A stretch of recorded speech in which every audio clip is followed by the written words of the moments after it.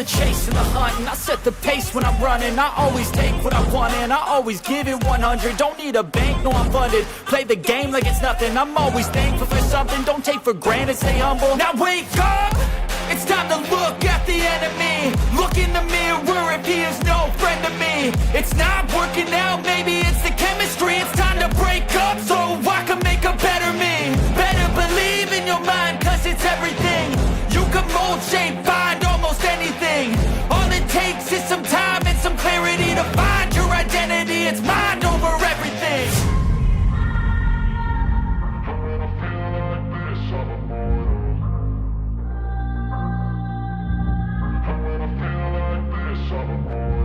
And when I feel like this, I'm immortal. When I feel like this, I'm immortal. When I feel like this, I'm immortal. When I feel like this, I'm immortal. Don't stop. Step up. Don't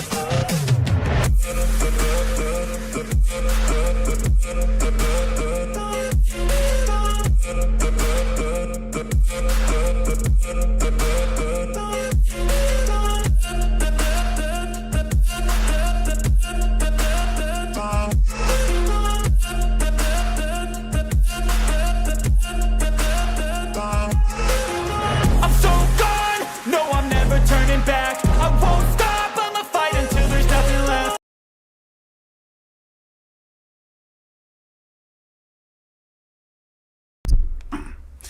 Yo, what's going on, guys? It's WTG here. How is everyone doing today? Hope everyone's having a fantastic day. As you all know, we're joined here by BDD. How's it going, everybody?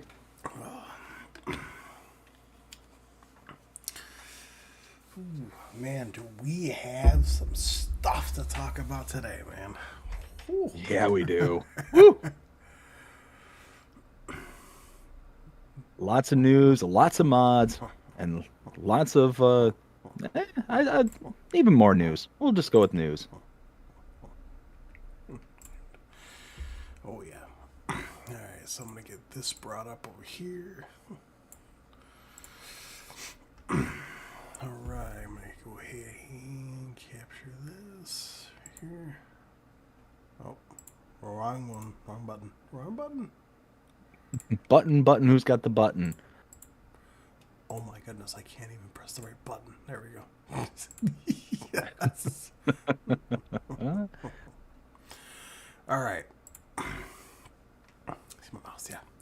All right. So, as of per usual, we're going to start out with the mods. And, I mean, we got some decent amount of mods last week. Oh, yeah. For sure we did. Well, we're going to start out with the John Deere 8000 series by Smetty, a.k.a. CMT Software. Before we continue, I am going to say right now, I am not going to be reading off the star rating, only just because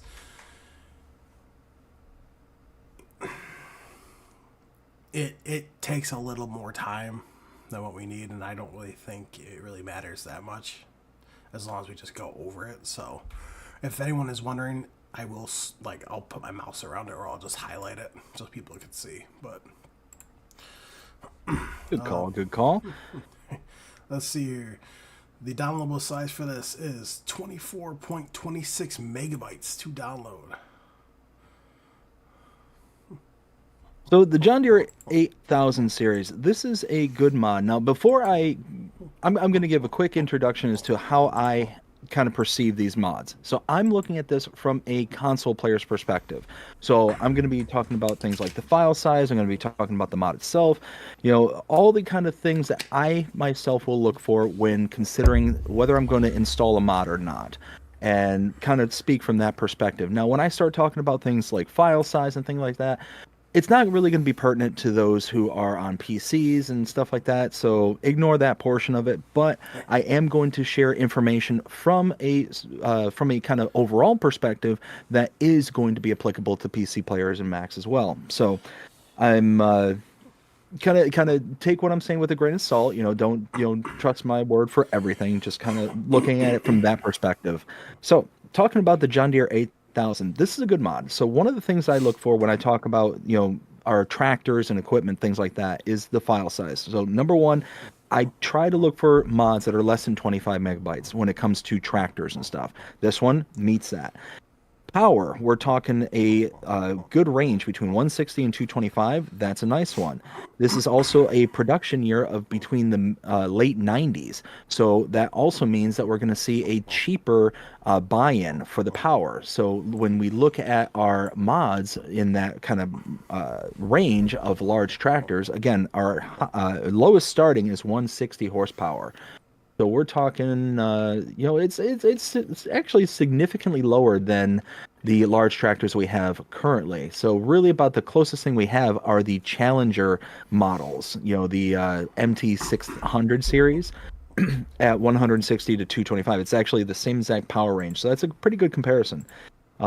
This one, as best as I can tell, does have a 3-point link in the front. So that's a huge upgrade compared to the Challenger series.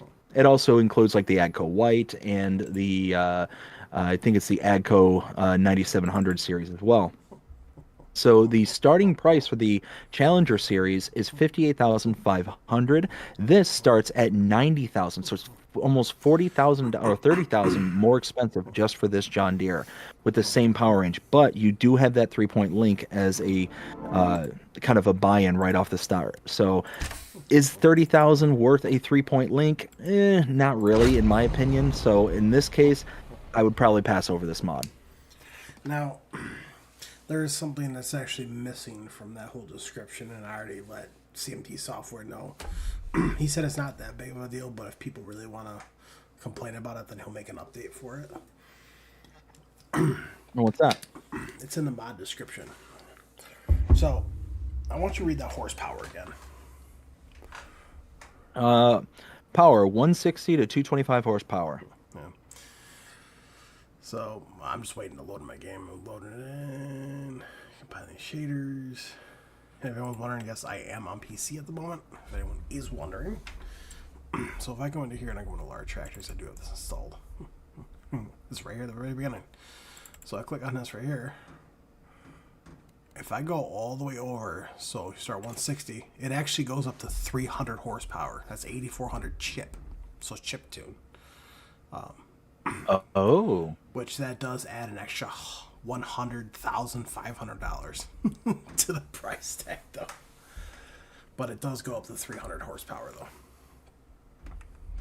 So I mean, so again, looking at the console player's perspective, this one just isn't necessarily worth it because it's pretty much the same power range as the Challenger Agco series. And yeah, the only additional kind of benefit that you're going to get out of it is a front 3-point link and potentially front loader attachment, which does say in the description front loader configurations. So it's, I don't know, for an extra 30 grand base is not really worth it in my opinion. Right. Now, all the tire choices, like your Trelleborg, Michelin, Continental, Midas, except for BKT, you have Vandersteen, back Trelleborg. I personally like Michelin's. All of them are the exact same, but the BKT. So you do have standard wheel weights, wide tires. You have narrow tires. You have rear narrows, which are more American style, which is fantastic. And you have rear twins all the way around, back to standard. You do have mudguards, EU, EU2, and US. That's big. And the best part, though, is that the mudguards don't cost anything to change.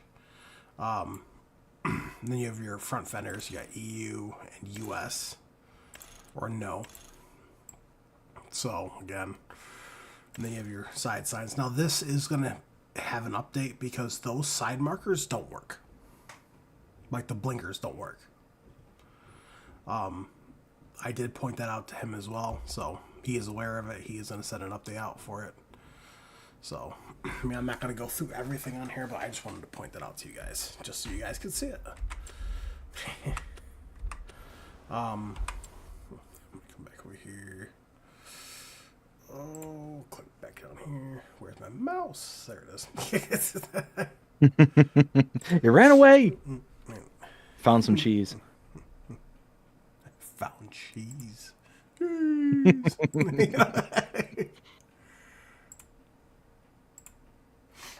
so it's gonna do this to me. Okay, so I gotta close out this game real quick. All right, so we need to save it, quit. Yeah, because for some odd reason it's not letting me show. I mean, unless I pop it up on the second screen, which I could do too. But it's just gonna be easier just for me to do it this way. So I'm gonna do here. All right. I mean, overall, I love that mod. I was very happy that it came back. The next one is going to be the Plymouth Elite Wolf pack by HR Force and Forzukbau. This is 23.74 megabytes to download. It does come with the machine itself, and it comes with 2 separate blades. So you have your standard and your pro version. The pro version, you actually have to like manually operate it. So there's no like just automatic lower, no automatic raise, no nothing like that. You have to like manually do everything. So again, looking at this as a kind of tractor, we've already have the Prinroth in game. 199,000 to start out in game. This one's 190,000, so it's actually a little bit cheaper. Less than 25 megabytes, so it's 23.74 megabytes to install. That's good. It's a little bit cheaper. And it's kind of has those little levelers that you can, the standard versus pro. I mean, if you're looking for kind of a more hyper-realistic, that's really nice. Outside of all that, though, I don't know. I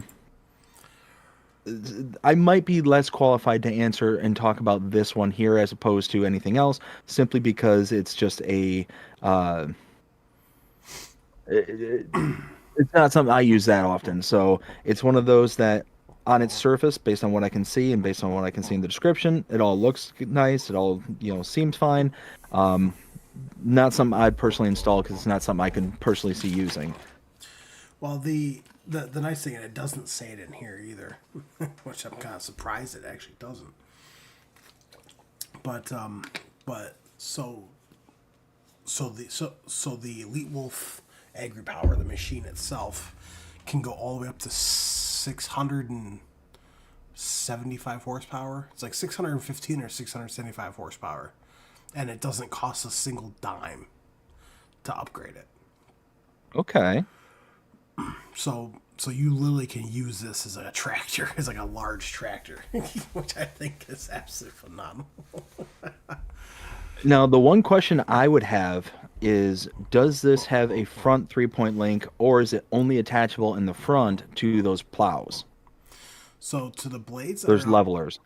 So for the levers in the front, only to the front. It does have a rear 3-point linkage in the back. But, yes. But the blades only attach in the front. So. Well, can you attach anything else besides the blades in the front? Is what I'm asking. No, but I do know the HR Force, because I reached out to them. They are working on an adapter of some sort for the front of it for a 3-point. Okay, so I'll say all this. When and if that adapter comes out to where you can then attach other products or other attachments to the front of this tractor, then it'll be a complete game changer, and I would say install this right away. Having that much horsepower, even base, is the base game version is 435. I imagine that this one would be relatively similar, and being able to get up to 600 plus horsepower, that's pretty huge. And having a nice tracked vehicle as well, it's gonna pull like there's no tomorrow. So you're going to be pretty good with this one. And for less than $200,000, when you consider something in that same power band is, 400 horsepower, you're talking an upgraded Massey Ferguson at the high end for almost $300,000. So it's going to be roughly about $100,000 less just to have the, upgraded version of the Massey 9S. All right, I'm going to do this here. So what I'm going to do is I'm going to do it this way. So then, because I just want to show this off. Because I didn't know about this until I watched Mr. Silly P's video on it. Which, go figure, right? No. But while we're waiting for this to load, I'm going to. Where is my mouse? There it is. All right, so I'm gonna come over here. We're gonna bump Well, over here, just this. real quick. Ken, how's it going? Hope you're having a fantastic day. Says, what up, people? And Jonah with a $1.99 super chat says, hello from an Amtrak train. Yes, Jonah was out and about on his train adventure. Hope you're having an absolute blast there, Jonah. Okay, it's not gonna let me do this. Do it this way. So, oh, this thing, I'm telling you. All right, Is it fighting you? it is unfortunately. So, something miscellaneous because I have it installed right here. Yeah, so engine horsepower. So it starts at 435 horsepower, and you can go up to 672 horsepower. So that right there is ranging within like the 9RX, the 9R area. Yeah, which how much is it with the upgraded horsepower? 190. Oh, so okay, so it doesn't change the price. Yeah. So that's actually huge because you figure if you're getting 9RX territory right there, uh, you figure the highest price point for the 9R, we'll use the 9R as the base, is $624,200 for a tractor with 691 horsepower. So you're getting slightly less than the tuned up version of the 9R, but you're paying $400,000 less. I mean, for that price, you could literally buy four of those Prinross, especially when that adapter, if and when that adapter comes out for the 3-point link in front, you having that'd be a complete game changer. You could buy four of those tractors all up front for the same price as a 9R John Deere, and you could have a entire fleet of them. Oh yeah, 100%. So, I mean it definitely is worth looking at if you guys really want to look at it. The next one is actually a new brand. This is Horizonte PFD Vario. This is by the SMI modding team. It is 6.35 megabytes to download, and it is a pruner for your vineyards.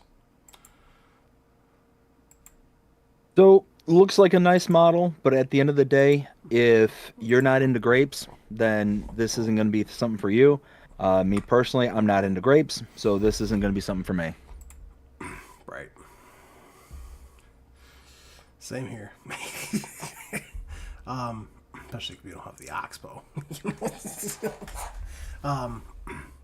Let's see here. So the next one is going to be the Typhon BVG 2x55 AHK. This is by WolfX Modding, aka White Bull Modding. It is 4.07 megabytes to download.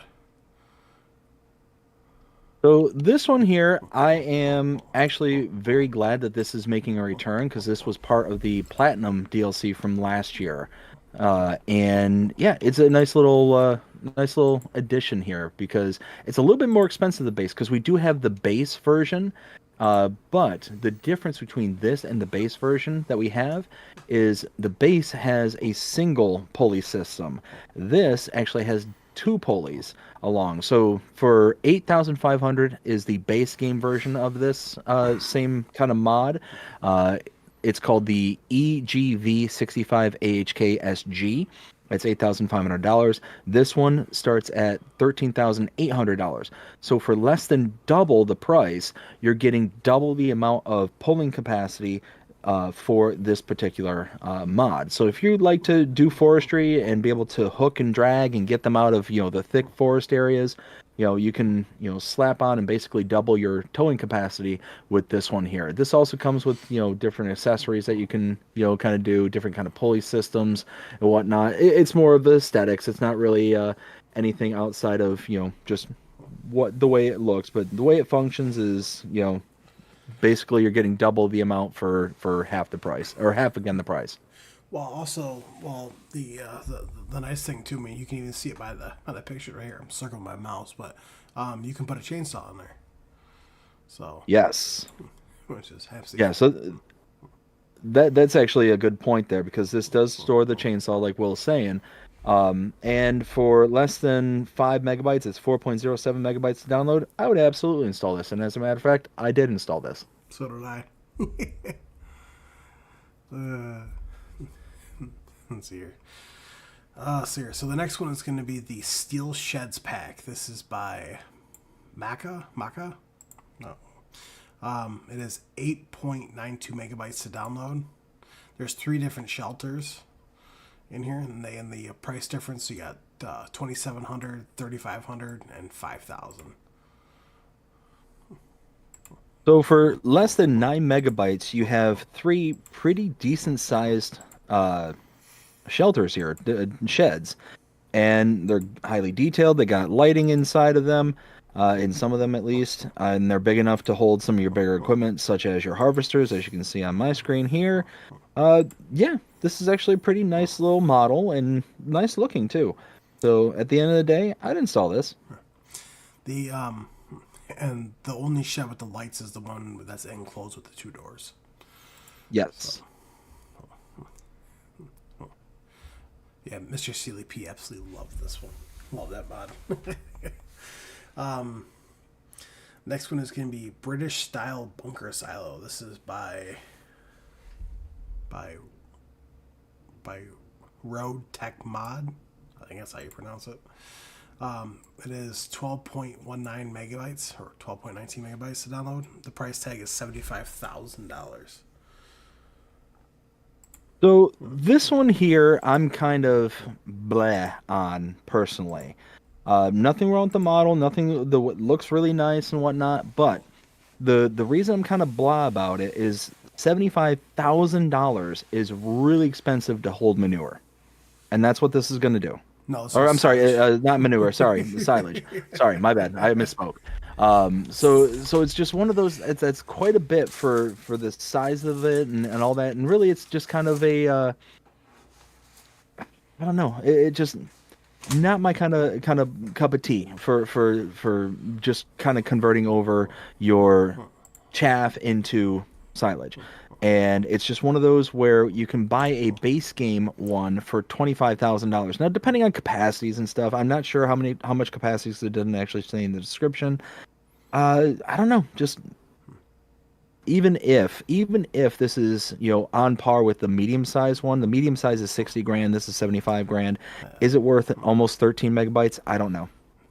I mean, me personally, that one of the bunker silo that we got from Hellraiser, because that one bunker silo, because it has a version with the grate on it, or like the not the grate, it's the drainage pipe, like grate thing at each end, and it basically creates a barrier so nothing will get on the outside. Yes. That one is nice, and that's definitely something that I would love to see kind of incorporated more often with these kind of styles of bunks, is having the ability of not letting it spill out. Right.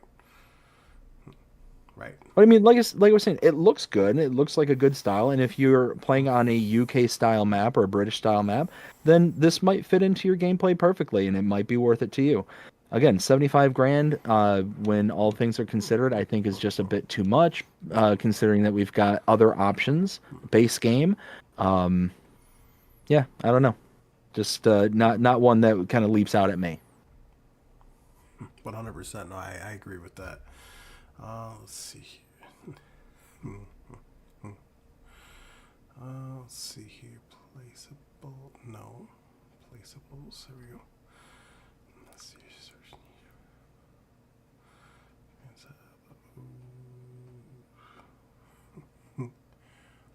What exactly would this be under? Oh, wait. You trying to find it on your game? I'm trying to find.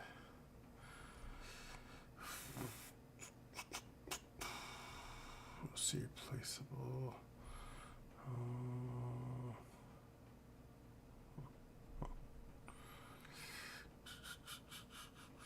just don't know where it would be under.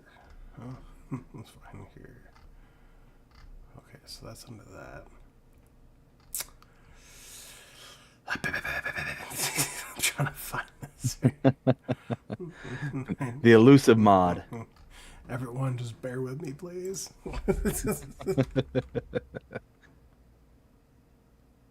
And we're actually coming up on a mod that I'm really kind of keen on. I'm looking forward to chatting about that one.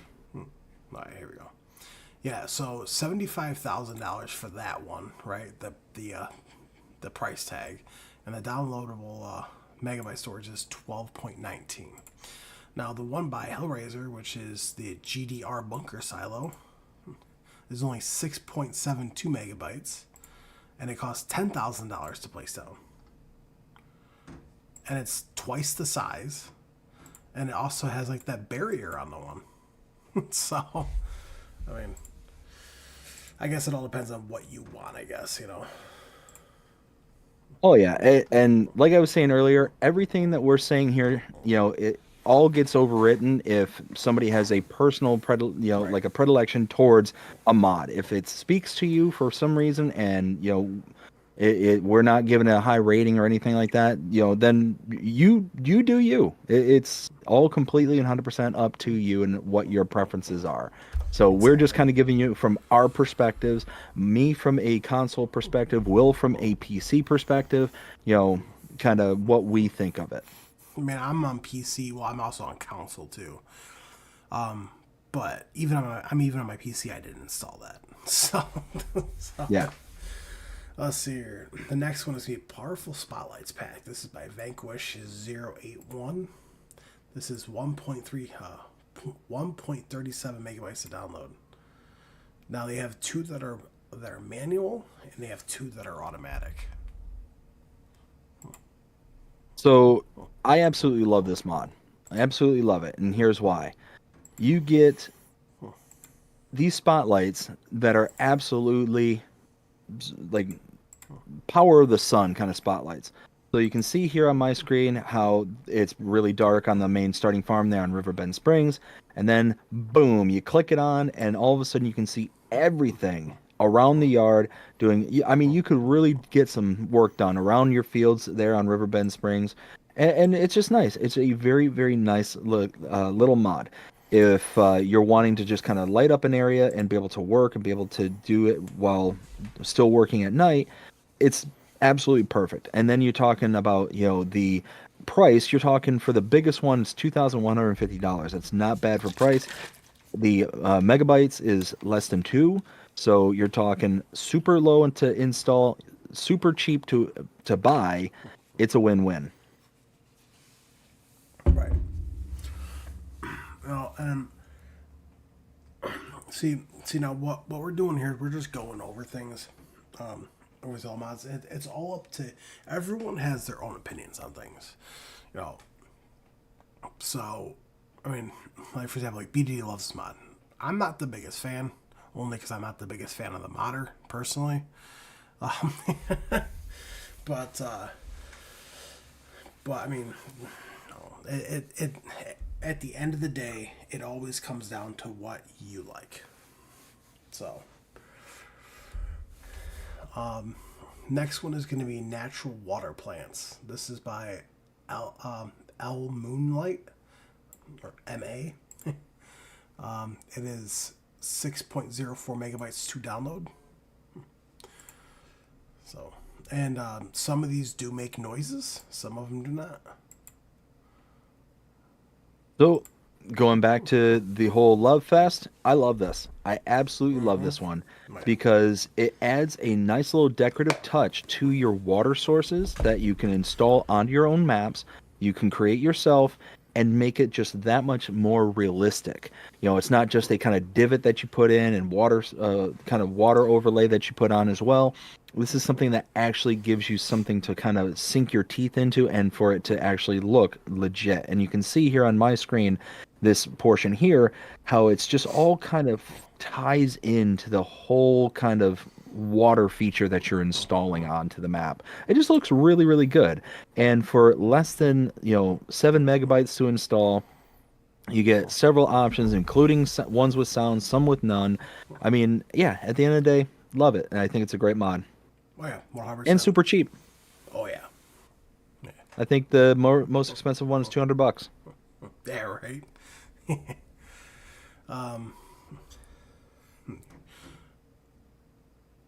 Now this next one, I absolutely love this next one. So this is the groundwater pump. This is by Celtibrio.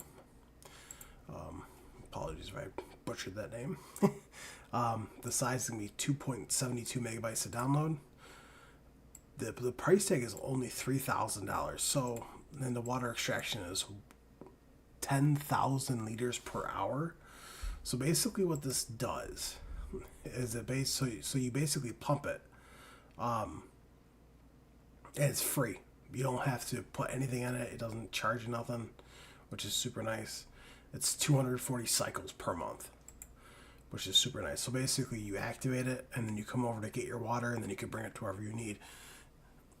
I think this is fantastic. It's something small. You can place it anywhere you really want. It's nothing massive. I think it's just fantastic. So, I 100% agree. I absolutely love this mod. And as a matter of fact, I just installed it recently on my live stream over on Calmsden Farm. For less than 3 megabytes to install, $3,000 to install. You get a nice water source that works as a part of the production chains. Now, the reason why that's so important is not only can you extract the water directly from it, but you can also use it as a distribution source. So where if you have other productions downstream that needs water as an input, just like I'm doing on Calmsden with the fermenting silo from Omatana, that requires water. If you're not wanting to do back and forth, and be slamming that manually, you can then use this, put it on distribution, and then you're good to go. It gets a good yield as a part of a output. Like Will said, it's 10,000 liters per hour, and being at 240 cycles per month at a 1,000 liters per cycle, you're talking 240,000 liters per month. And it can hold up to 1 million liters. Yeah. So I mean, this is a perfect way to get water. The only thing is that it does cost money as a cost per month kind of thing. So it's a part of the production chain. So it does require you to have that kind of quote unquote maintenance of it. But other than that, it's free water at point of extraction kind of thing. So yeah, absolutely brilliant mod, and it's a good one. Yeah, 5 out of 5 for me. Mm-hmm. Oh, Philippa, how you doing? Let's see. The next one, I like this one. I really do. This is the Decorative Objects Pack. This is by Abracadabra. I love that name.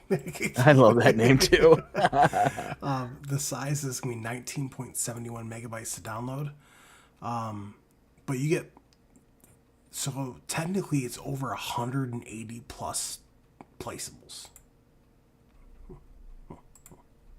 So at the end of the day, for less than 20 megabytes, you get everything that you see here on my screen at current. And yeah, it's brilliant. It's brilliant. If you are one to kind of like decorate out your maps and make it look like it's lived in and all that stuff, this is a mod for you. Yeah, at the end of the day, this is the kind of mod that will work perfectly for those maps where it's kind of under decorated, or it's one of those kind of build up from scratch kind of maps, like New Frontier, perfect example. One of those where you're starting out with very bare bones minimum. You can buy pretty much all areas of the map, and you want to build it up and make it look lived in and make it look like an actual like a map that you would get like a Calmsden or like a insert any other name here. You'll be able to do that on your own with this mod. So again, less than 20 for less than 20 megabytes, it's not that bad. It's really not for everything that you have access to from that point. And decorative object costs $50. I mean, if everything in this pack is $50, then you could put 100 of any one of these in here, and you're still going to be making out like a bandit. Oh, yeah. Well, besides that too, it also even comes with like that, like the wooden tractor that you can build. It comes with another wooden tractor. It comes like a tugboat made out of wood. You know, it even comes with these concrete blocks that actually have collisions, and you could actually stack them on top of each other, which I think is phenomenal. But I mean, overall, I definitely give this a 5 out of 5 for me. Me personally, man, I'm definitely gonna find some use for this. Oh, I just noticed this, but it even comes with like a speed bump. Yep. Yep. Felipe, I am doing good, thank you. You're welcome. All right, here we go. First update. So this is gonna be for Frankenmuth Farming Map by Taylor Farms. The changelog is 1.1.0.0. Important to know. New save not required. Fix missing collisions. Fix meadow grass with animal pens. Changed alfalfa bale textures, and increased yield for alfalfa slightly. Yeah, like I mentioned before, I've given my opinion on this map. I'm not the biggest fan, but if people like it, that's great. What I like about this changelog is that it's not an intrusive one, so it's not one where it requires a new save game. So those who have already gone out and established a save file don't have to worry about this kind of corrupting that or needing to overwrite it to be able to have all the features that are the latest and greatest kind of thing. Right. I like that they changed the bale size and changed the bale textures. Or, I'm sorry, increase the yield and then change the bale textures. That's awesome. The meadow grass with the animal pens is all fixed. I did test that in my update video, so that did work with the sheep pasture that I put in. So yeah, that's great. Yep. I mean, it's also like about 344 megabytes, which isn't awful for a map. But let's see here. Next one is going to be the HW80 wood trailer. This is by Camelios0397. The changelog 1.0.0.1 added bale configuration. So this particular trailer I absolutely adore. Here's why. If you're looking for a cheap trailer to put on and have on your system, this is it. Less than $4,000 to buy this, less than 7 megabytes to install, super efficient on size, super cheap to buy, and now it has a bale configuration, which is absolutely huge in my opinion, because it just makes it just that much more universal, especially for those who are just starting out. Now, I think it's just a normal bale trailer. It does not work like auto load and stuff like that, so that's kind of unfortunate, but it's going to work as a little trailer that you'll be able to take around, to put pallets on, to put bales on. And again, for even with the bale configuration, it just adds $500, so it's $4,300 at its most expensive. And actually about 4,800, if depending on like different style of tires and stuff like that. So at the end of the day, for less than $5,000, you've got a wood trailer and bale trailer. It's a great starting trailer for those who are starting out with little to no funds whatsoever. Oh yeah, absolutely, 100%, 100%. Here. Next one will be an update to the wind turbine package. This is by Razak. Change 1.1.0.0. Mod description version adjusted. Visibility of the wind turbines adjusted, and fix an error in the description. So me personally, I've never been huge into the wind turbines because it just seems like it's very overpowered for a generator. I figured that if I'm going to go with something like this as a generator, I might as well just go with the government subsidies and just kind of slam it in kind of thing. Right. But again, to each their own. If this is something that you want to be able to generate, good amount of passive income, then be my guest. It's one of those, it's to each their own. kind of thing, and it does serve a purpose and it does look good. So, yeah, glad that glad to see that it's gotten the update, that the visibility was fixed, and that the error in the description was adjusted as well. So, Right. 100%. Next update, I absolutely love this shed pack, but it's the Old Sheds. This is by Agri. This is 12.66 megabytes to download, and the changelog is version 1.0.1.0. Texture fixes and animations and improvements. so this shed pack, I really do like this shed pack. It's less than 13 megabytes to install. The file size is a bit rich, but it looks very highly detailed, and it just looks like it's on one of those style of farms that have been long since established. That just it just feels warm and cozy kind of thing. Like it's been there for a very, very long time. It looks like a great model, great shed pack. Glad to see the animations were improved and the textures were fixed. Right. 100%. Next one is going to be the update to the Elegant House. This is by Raja G Play. This is changelog 1.1.0.0. Added navy blue color. Price is $75,000, and old house added. Price $70,000.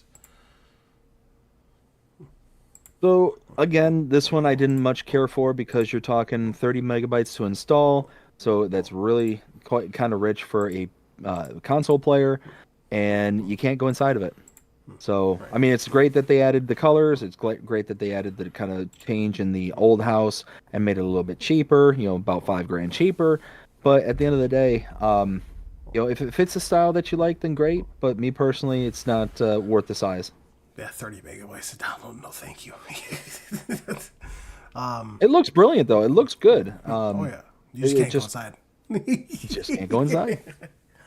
Now, if it was 30 megabytes and you can go inside every single house, then yeah, yeah. Let's see here. The next one is going to be a new map. This is if I pronounce this right, Lipinki. This is by Greenegg and Favory.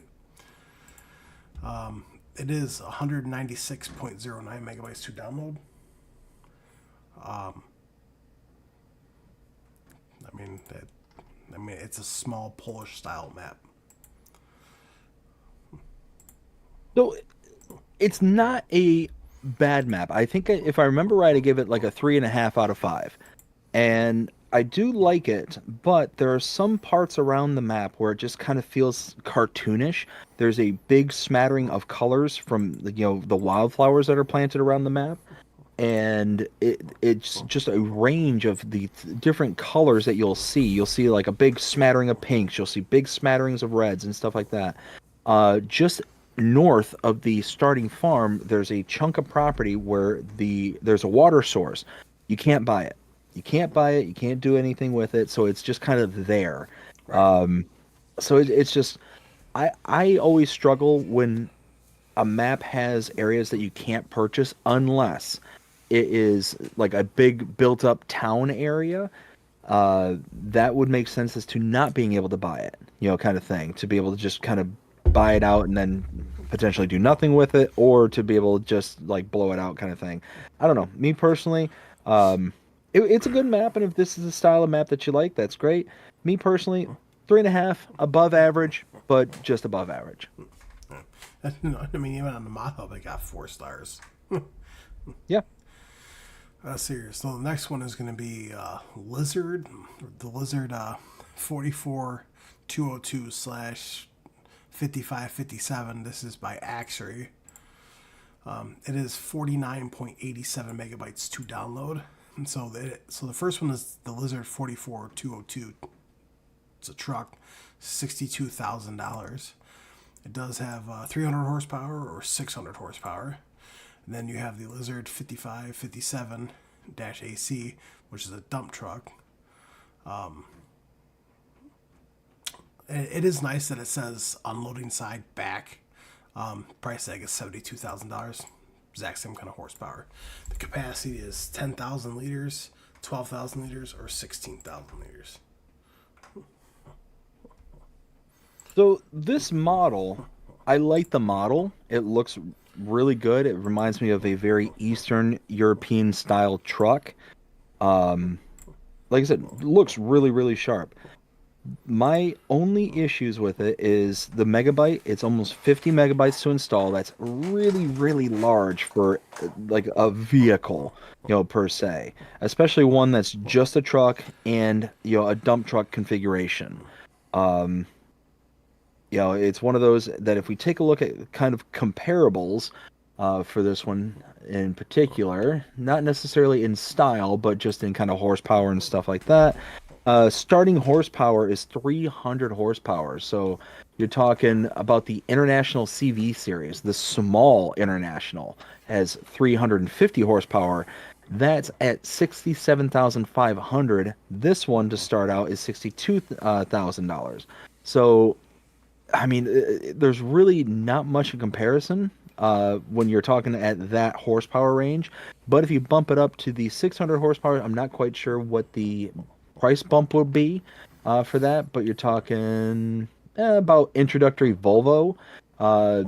So at 137,000 for the Volvo versus the, maybe I'm guessing around 70 to 80, maybe even as high as 90,000 for the increase in horsepower. I mean, yeah, you're getting it for presumably less price, but at a very high megabyte install. At the end of the day,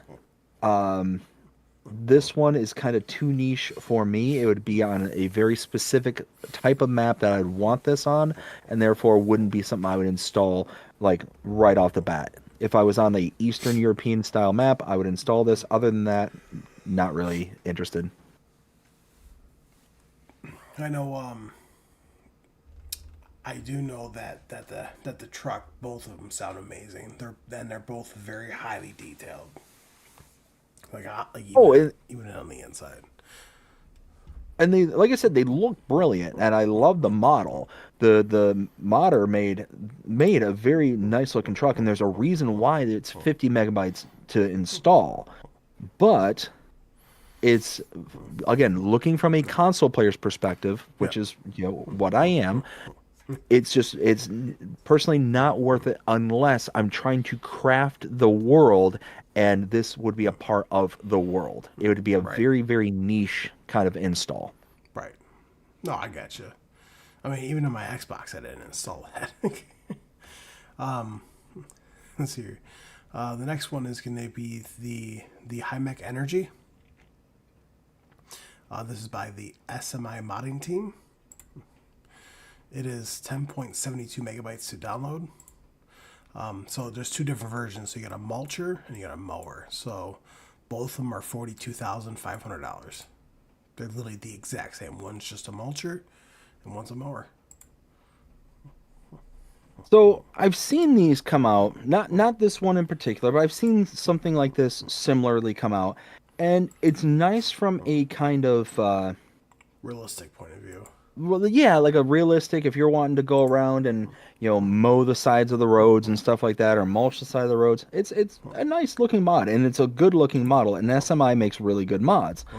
Now, me personally, 11 megabytes to install for a mulcher or a mower, and it's extremely limited on its working width. It's 1.5 meter working width.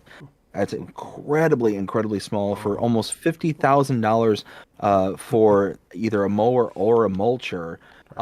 Again, looking at something comparable would probably be like the front mulcher or front mower and even those are 3.1 meter working width. I mean, it's half again the size. And the K brand GMD 3123F is $13,500. I mean, me personally could not justify putting this on my console. Me neither. I mean, I didn't even get it on my PC. Let's see. Next one is going to be the Madara Agro Rolling Bear. This is by EED123. It is 5.39 megabytes to download. The price tag is $9,300. Working with is 5.9 meters. It does weigh 2,750 kilograms. And it does have an option for a regular roller. So basically, you have like a regular roller and a grassland roller. So for this one here, the working width is 5.9 meters. So that really is smaller than the two base game rollers that we have. The smallest one that we have is the Vaderstat Rexis 1230. This is $9,300 to start out for less than 6 meters working with. The base game one is $46,500, so it's significantly cheaper than the starting base game one, but it's also half the size. So you're not paying half as much for this one as you are, getting for its meterage. So that's a very good thing. So you're getting a good price and a small megabyte to install, less than 6 megabytes to install. I would absolutely install this. And one that it's kind of comparable to that I have actually on my machine right now is the Dalbo Hydroflex 5.2. This is a mod. The Dalbo is 5.2 meters at $3,100. This is 5.9 meters for less than 10,000. So the Dalbo is a little bit better in price when kind of comparing meters to meters, but if you're not wanting the Dalbo, if you're wanting something that kind of looks and functions like this, then yeah, go with this one because it's still a good roller. Especially if you're starting out start from scratch or new farmer. It's fantastic. Exactly. Next one is going to be the Meprazet PN-50. This is by JMZ. He's released a whole bunch of mods already. Oh yeah. Let's see here. This download size is 9.94 megabytes. Price tag is $8,000. Working width is 10 meters. Capacity is 5,000 liters and requires 50 horsepower. So, if I'm not mistaken, he actually released another version of this. Not the same version, but a different series. So we had a model called the Meprazet PN100. This is the PN50. So this is like the smaller version of it. Yep. And yeah, I installed the other one, the PN100 on my machine. I would absolutely, again, install this one on there too. For less than 10 megabytes to install, $8,000 to buy, 10 meter working width, and 5,000 liter capacity. So again, about the closest comparable that we have would be the FarmTech Super CC800. Now the Meprazet PN50 starts at 8,000. The FarmTech's 31,500. So this is significantly cheaper. Wow. 10 meter working width versus 15 meter working width for the FarmTech. So this one has a slightly smaller working width. So it's kind of a trade off, but it's only 5 meters. So you're not getting you're not paying significantly less and getting significantly less in proportion to what you're paying. Right. So it's actually pretty good one right there. The FarmTech is 8,200 liter capacity. This one's 5,000 liter capacity. So again, slightly less than what you're getting. But at the end of the day, less than 10 megabytes, you're spending significantly less and you're getting slightly less. So all that kind of factors into, I would install this. Well, besides that too, JMZ makes really good mods though. Yeah. Yep.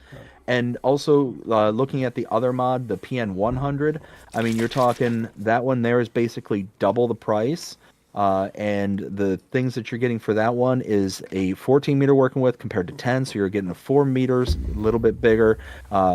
And you're getting a 10,000 liter capacity versus 5,000 liter capacity. So you're basically you're spending double and getting double is what you're getting with the other one. So right. It's very in line with each other. I like that. So yeah, I recommend both of them, PN50 and PN100.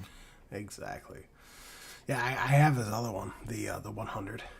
I have that actually on my Comson farm on my Xbox. So the next one is going to be the Vicon PS 1004/1654. This is by No Name Modding.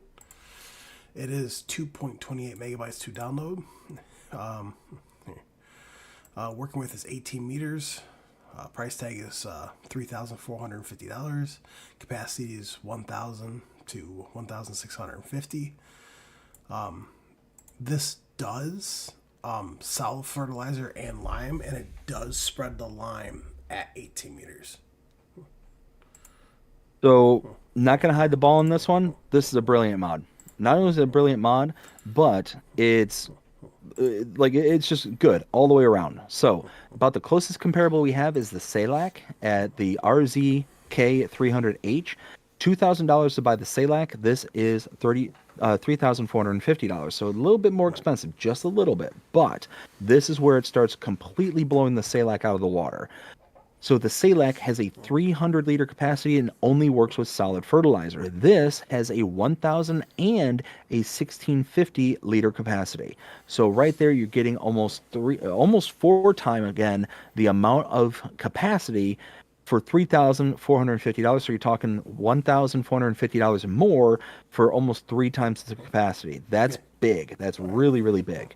And for less than 3 megabytes to install, 100%, and you get lime capacity, and you throw it at the same exact width as the fertilizer, yeah, absolutely. And the biggest kicker, the Salac spreads at 14 meters, this at 18 meters. So, yeah, I would absolutely install this one. Yeah. Yeah, it is a brilliant mod. I mean, especially because when you have a spreader like this that does solid fertilizer and lime, but the lime spreads at the working width is phenomenal. Yep. Yeah, you don't have to sit there and guess as to whether or not it's gonna spread everything out at the same width, Right. Or you're gonna be like, oh, okay, I'm gonna get this one. It spreads at 18 meters, and then all of a sudden it goes at like 8, Right. kind of thing. And it's like, oh, well, it told me 18. Well, yeah, guess you lose on this one. Right. Exactly. Now this next mod I absolutely love. This is the Lizard utility trailer. This is by Sluicious Modding. It is 9.46 megabytes to download. There are 3 different trailers, and the prices is $3,500 to $8,500. So for less than 10 megabytes, you can have one of 3 different trailers. One with a single axle, one with a double axle. They look like good mods. Me personally, though, I'm not 100% certain about this. If we take a look again, or at least try and find something that's somewhat comparable to it. Oh, I need to go up to low loaders, probably. Yeah, I'm going to low loaders. There's really not a good comparable for base game stuff, and that's what I try and do is to look at base game. About the closest we have for base game, I mean, really is nothing. It's absolutely nothing. But probably the closest would be the Flegel DTS 5.9, Right. $30,000, $30,500 to buy that, and it's a triple axle, swivel axle trailer. Compared to this, these are all solid axle trailers. They're significantly smaller than the Flegel, but for absolute most you're spending is $8,500 versus $30,000, and you don't have to deal with a swivel axle. 10 megabytes to install. It does look highly detailed. It does look good. I don't know if I would want this one enough to where I'd overcome the 10 megabytes to install. Well, I can say that. So it does say it comes with 3 trailers. So basically, the one is the exact same. So the single axle. So you have one with sides. You have another one without sides, as it's shown right here. So you have the pressure washer in the back of the one, and then ballast in the other one. Now in the other one, which is the double axle, it does have the back ramp. But if you open the cover on this, up front, like I'm moving my cursor over top of them, but you have these two sides that look like ramps. Those actually will go off to the side, and you can like pull like a UTV up there, which I think is awesome. So it's like Well, and Slush's modding makes really great mods. So, like I said, I'm just looking at it from a very almost utilitarian perspective for Right. consoles. So, I'm not saying anything bad about the mod, about the modder. Any of the mods are modders. You know, a lot of these are absolutely brilliant. It's just, do I find the justification of installing? So, I know I keep kind of harping on this and kind of, I just don't want it to be confused. I'm saying, oh, well, this is a bad mod or it's a bad modder or anything Right. like that. It's just the kind of utilitarian perspective of I am a console player, so I have to take certain things into consideration. Right. I got you.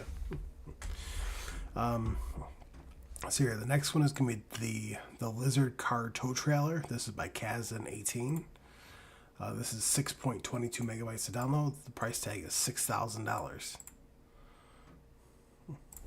So less than 7 megabytes and $6,000. Again, if we're looking kind of comparables, is going the closest thing is going to be that Fleagle, DTS 30,500, significantly cheaper, not that much to install. It does look like a good mod. I mean, it does look like a good model. We take a look. I'm not seeing straps or anything on it. I'm seeing it towing a car, and I'm not seeing straps, so It has a that lock. worries me. It has a lock script.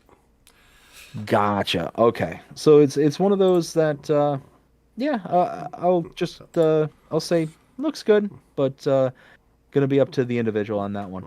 Right.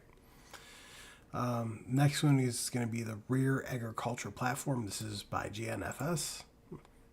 This is 3.79 megabytes to download. Price tag is $1,400. So less than 4 megabytes to install, 1,400 to purchase. I actually really like this. I really like this because again, looking for all those kind of little kind of end arounds, specifically when we're starting out, this is one of those where it's going to be a good option for those who are just starting out wanting something cheap or wanting to kind of do something a little bit differently. You know, you're able to kind of carry things around and move things from place to place. It has straps so you can strap things to it. You can use it as like a little log trailer, you know, for just all that kind of stuff. So it's kind of a unique looking mod, a kind of unique looking in what you can and can't do with it. Yeah, I think that this one is actually pretty nice, and for less than 4 megabytes to install, you can kind of do things a little bit differently. I like it. Right. I mean, to me, it definitely seems like something. If like if you're on like a European map or a small map and you had to like transport seeds or like big bags, you just plop them in there and bring them down without having to bring like a whole telehandler down. Exactly. Next one is going to be Fuel Barrel. This is also by GNFS. This is 0.86 megabytes to download. The price tag is $100 to $300. The capacity is 200 to 400 liters. So for less than a megabyte, we have basically a diesel storage, as best as I can tell, used to transport or store diesel to supply your field machines. But yeah, I mean, if you're looking for a way to be able to bail yourself out of a field that you accidentally ran out of fuel in, this will be a good one. Again, less than a megabyte to install. Yeah, I think this is a good one. Let's see. Next one is going to be Skid Steer Tool Pack. This is by FS Miner. It is 3.77 megabytes to download. Now it's funny because very interesting. Yeah, it comes with a couple of different things. So it comes with a skid steer compact mower, which is $3,100, working with is 1.9 meters. It comes with an HD shovel. Price tag is $1,400. Capacity is 1,400 liters. Working with is 2 meters, which I don't understand why it would have a working with. And then you do have a bucket that allows you to pick up stones and like straw, grass, silage, chaff, and wood chips. That's $1,200. Capacity is 550 liters, and working with is 1.8 meters. So for less than 4 megabytes to install, you get several different implements that you can put onto your front loader or onto your skid steers. Yeah, I like it. I would definitely install this. The mower is very interesting, though. Oh, for sure. And what I like about that is, if you got a map, I'm specifically thinking of from FS22. Oh goodness, what was it called? Um, it was basically a map where you were not necessarily a farmer, you're more of a county worker, and you would be able to mow grass for the most part along the side of a highway. Mm. And I cannot remember the name. I did a series on it a long time ago. Um, Oh man, it's gonna completely slip my mind now. Of course it is. Anyways, some of the areas of which you could mow were tucked away behind houses and stuff like that, and it was very, very difficult to get in there with any normal bits of equipment. So this, I could see that mower being very, very useful because you're in a skid steer. You've got pretty much, zero turning radius at that point. Yeah, you'd be able to get pretty much anywhere and everywhere with it. Now, collecting it would be a kind of a difficult thing, but I guess it's also why you'd have the shovels with it too. Right. Vision Plays says, howdy. How you doing? Also, Vision Plays also says, how long you gonna be streaming? For a while. That's all I can say. Uh, After this, And actually, I'll catch up with them. I chat here just real quick. Yep, you're good. Star Spangled Mods, how's it going? Says hello to everyone. How's it going, Star Spangled? Hope you're having a fantastic day so far. And Jaked Up says howdy BDD, howdy Jake. Hope you're having a fantastic day as well. And I'm all caught up. Oh, perfect. Let's see. Next one is going to be the Manitou CBG 2450 MS. This is by 76 Max. It is 4.18 megabytes to download.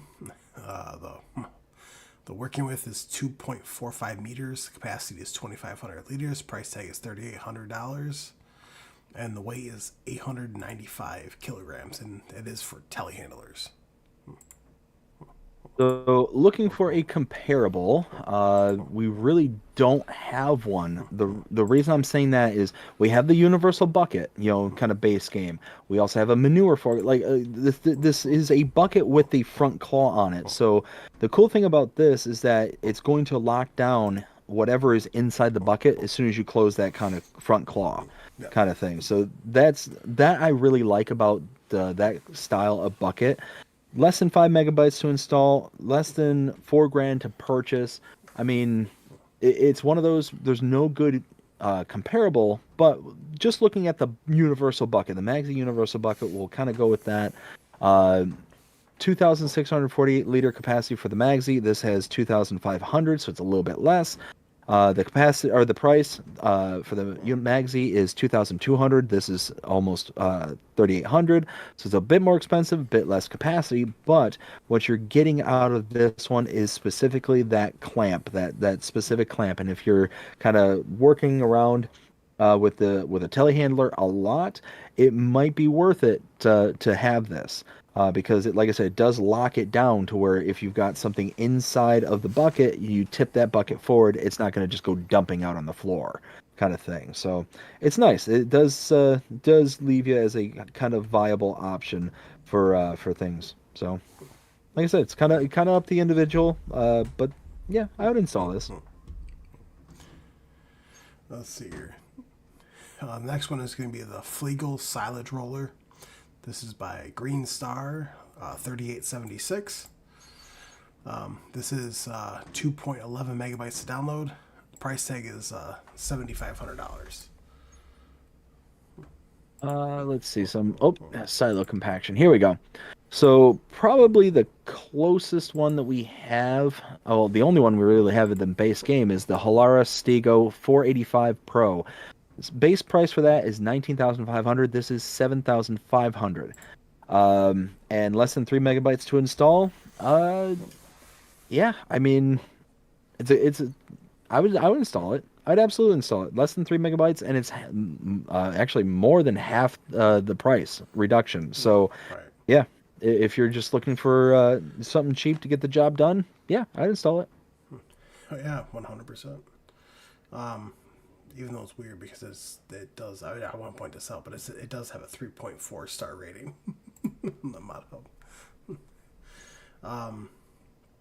So the next one is going to be the Ten Winkle David series. This is by Rick Black Labelle TWD Modding. This is 3.80 megabytes to download, and it's just a whole bunch of weights.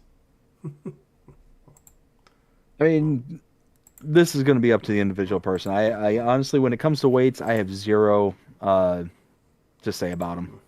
As long as it works, as a weight, then to each their own at that point. Exactly. And move on. Next one is going to be the small biogas plants. This is by Bartson V3. This is 14.83 megabytes to download. So you have a single. So you have a single one, which is $80,000, and then you have a small double, which is $170,000. So if you're looking for a little biogas plant that's not going to break the bank, definitely check this one out. Again, for less than 170,000, you can have the bigger of the two options. So it's a more approachable, more kind of introductory friendly. If you look around most maps, you're talking several $100,000, especially when we're talking base game maps. Even millions of dollars for their biogas plants, but more than likely you're going to be paying the price when it comes to the production portion itself. It's probably going to be smaller, slower. It's not going to hold as much, all those kind of things. So it's going to have its trade-offs. I'm certain of that. I don't have all the stuff in front of me as to like comparables and stuff like that, but for less than 15 megabytes, and if you're into working with the biogas plants, this might be a good way to start. Yeah, 100%. Instead of spending millions of dollars on the base game one. Let's see here. The next one is going to be the warehouse shelter. This is by Black Tiger. This is 8.02 megabytes to download. Though this is going to be under sheds, but this says a bale and pallet storage. Dimensions is 43 by 25 meters, which is pretty big. The price tag is $175,000. Daily upkeep, not upkeep, upkeep, $75 a day, and the bale capacity, or bale/pallets, is 2,000. All right, so for less than 9 megabytes to install, 175,000 is a bit pricey, but 2,000 bales and pallets. Holy smokes. I would install this. I would absolutely install it. It looks good. It's simple. And not only that, but it doesn't have built-in collisions. So that I absolutely love, to where some of the mods that we have, or even some of the base stuff that we have available to us, like if we look at Giants' version of the bale and pallet storage, that's $49,000 to install. It's only 250 pieces that you can put in there, so bales or pallets. So you're talking for let's see, what is that? That's 2.5. You're talking for just to get up to 1,000. Yeah, so you're talking for 8 times the price of a base one. You'd have to have 8 separate base ones to equal the capacity of this one, but for $50,000 almost each, times that by 8, you're significantly more expensive from the base game model versus this one here. Oh, yeah. So 175,000 sounds like a lot, but when you think about having the base model times that by 8 to get the same storage capacity, plus you don't have collisions, so you can actually use this to store your actual equipment in as well. Absolutely brilliant. I highly, highly recommend this. And for less than 9 megabytes to install, looks good, functions good, high storage capacity. Yeah, all in all, brilliant. Oh, 100%. Well, the next one is going to be the Farmhouse Package Volume 2. This is by DMI 20mm Normandy. That is 19.10 megabytes to download. Now, I'm going to go on a little rant here. Why on earth would you call a farmhouse package when there's only one farmhouse, like one sleep trigger, and that's a bench? And then all the rest of them, you have a couple different sheds. You have a sheep barn, and you also have a workshop, and also a cow barn. So the cow barn holds 12 cows. It's $100,000, $50 upkeep. So 12 cows. For the sheep barn, it costs $100,000. Daily upkeep is $50 a day. It holds 15 sheep. So, So at the end of the day, for me, what this one's going to boil down to is the size of the file, 20 megabytes. That's actually not that bad considering all the different models that you have access to. But it's one of those where it's a very specific style. It's a very kind of Dutch style, and we have no Dutch maps at the moment. So the Dutch model, but DMI is working towards being able to supply something that we don't have access to at the moment. But I'm certain that we will here in the not too distant future. We'll start getting those kind of Dutch maps that are going to fit into this kind of style. right. At the end of the day, it's a very niche mod, very niche models and all that stuff. So for me personally, not gonna install this one specifically, one, because we don't have anything that really goes with per se at the moment, and it's just a very niche kind of style for me. Right, 100%. So your next one is going to be the big renovated cow barn. This is by Mr. Grucha. This is 38.49 megabytes to download. The price tag is $150,000. The maintenance cost per day is $100, and the capacity for cows is 150. So for less than 40 megabytes, you would have to pay $150,000 for this for 150 cows. So kind of taking a look at the comparables, as we tend to do, about the, whoops, really the only one that even comes close to this is the Horman Cow Barn Large. 518,500 to buy that one. So $150,000, you're getting it for a steal. The base game one holds 96 cows base. This holds 150 cows base. So again, you're paying significantly less, and you're getting more capacity for your cows. Yeah, for 40 megabytes though, that's a big file size, but it does look like a big, good sized building and looks pretty detailed. So at the end of the day, yeah, I'd probably install this one. And then on the very first screenshot, you have like these windows that are going down the side of it. There's actually you can barely see it, but there's like a trigger marker, like a hazard trigger marker right there. You walk up to it, you press it, and the shades will actually go up. Okay. Yeah, so nice little feature for a bit of realism and stuff like that, which is nice. I do appreciate that. And again, it's one of those where you can definitely see where the megabytes are coming from because it does look highly detailed. It does got a bit of weathering and stuff like that. Yeah, I think it's a good model, and especially when you compare it to kind of the base game stuff that we have. We might have other models and stuff like that in the mod hub that might be kind of outperforming this one, but again, going against base, this is a good one. Let's see, your next one is going to be Building Farm Set. This is by Roger G Play. He's come out with a lot of stuff too.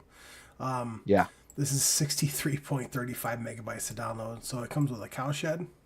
So the number of cattle can hold is 30. Price tag is $60,000. The daily maintenance per day is $100. Also comes with a garage, which is $27,000. It comes with a block garage, which is $20,000. And it comes with a shed, which is $10,000.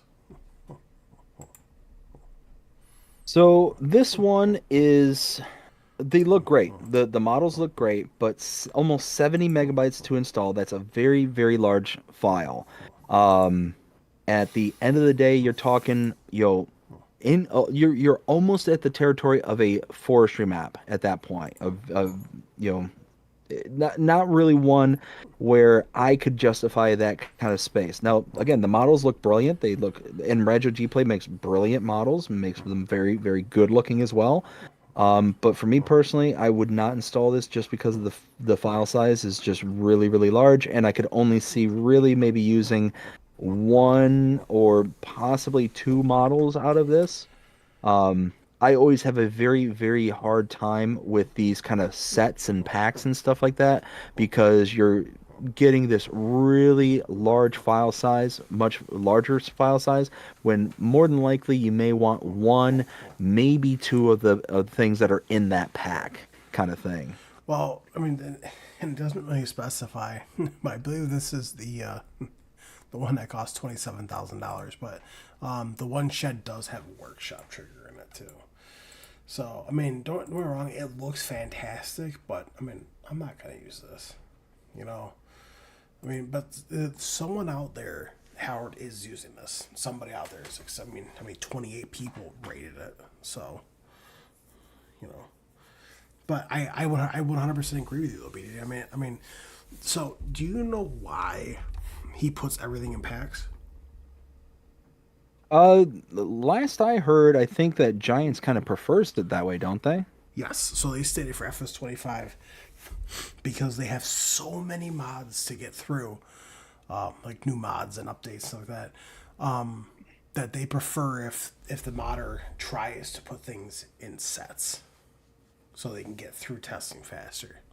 So And I can appreciate that. I can appreciate Giants wanting that to kind of roll it up, but that is really devastating for us as the players because again, like I said, I might actually would love to use the cow barn, or I might actually like to use the shed that I'm kind of hovering over, but I can't because I'd have to install 70 megabytes worth of stuff, and I'd only use one or two, and that's the downside and the kind of downfall of these packs is that it really will depreciate, especially for console players. You know, it'll really depreciate the ability for us to be able to kind of enjoy that kind of stuff. right. Not it is nice because there's a hayloft up top of the cow barn that you can fit like small bales into. And just really quick, unknown Kansas boy, how's it going? Hope you're having a fantastic day so far. Says, how's it going? Going fantastic. Thank you for asking. Drink some G Fuel. The next one is going to be Cowshed with Garage. This is by Mr. Yucha.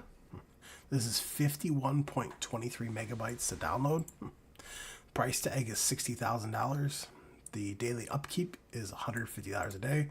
This does have a built-in silo with 80,000 liters, and the capacity for cows is 12. Now I think it's funny because the garage is big enough to fit like a mid-size harvester in, but it does have a built-in auger that you can have pop out so you can unload into your trailer, but you have to use a conveyor to actually get it up into there. Mm-hmm. So this one, 50 megabytes. I can see where the megabyte size is coming from. I like that it's not a kind of single use kind of building. 60 grand is not that expensive. 80,000 liter capacity though, that's pretty small when you kind of take a look at the silo capacity, especially considering that we have other silos in game that are significantly higher. And yeah, it's like even if you kind of compare it to base game, we've got a silo that has 75,000 liters capacity for 30 grand. So right there, you're talking half the price and a little bit more for its storage capacity, or about the same actually. Again, cows, 12 cows. Just Well, I would have a really hard time installing this one just because of the file size and like I said, I like that it's not a single use, and I like that it's a good looking model. It's just I don't know, not one that I would install. well, there's also a hayloft you can use up there too, which is like to the right side because the one side the conveyor comes out. But the on the far left hand side, it looks like it's like a house basically, but you can actually go through. You can enter through every single door, which I think is phenomenal. And so you can use every single room. I mean, do I think it's worth the megabyte storage? No, I'm not going to use it. But it's a great idea. But let's see here. Next one is going to be Old Shed. This is by A2OK. This is 1.67 megabytes to download. Price tag is $600. The daily upkeep is $10 a day. So less than 2 megabytes to install, $600 to purchase, and yeah, it's a itty bitty, teeny tiny, small shed. It it looks good. It definitely has some character to it. I like that. Would I install this though? Probably not. Probably not. Simply because again, it looks good. It probably functions very well. It's really, really, really small. So it'd have very, very specific use cases, in particular for me. And you're not going to fit like a bunch of equipment into it or anything like that. So Right. yeah, I mean, even though it's only 2 megabytes, it's again going to be up to the individual, but just not something for me. Now, I just want to put this out. Now, this next one, I'm not going to go over it, but this is a PC Mac only. It says free gates and fences. I think it's funny because the name of the author or the modder, that septic guy.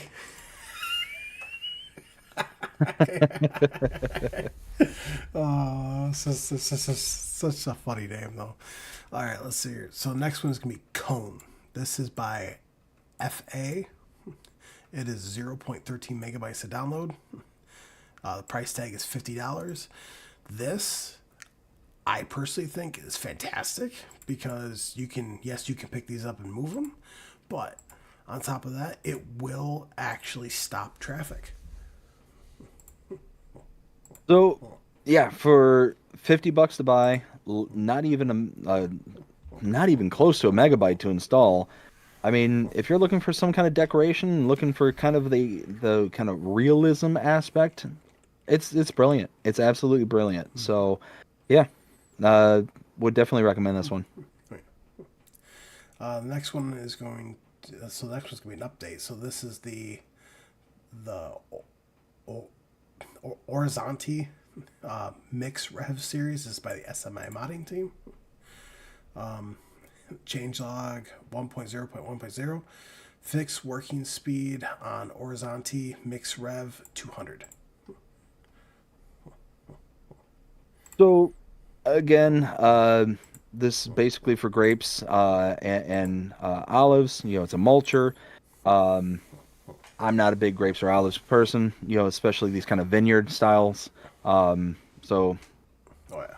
not something I would recommend personally, but if you are somebody who likes to work on grapes and olives, then this is definitely going to be something that's going to be good for you. For about 15 megabytes to install, you know, about $7,000 to purchase at its most expensive at 2 meters. You know, it is what it is.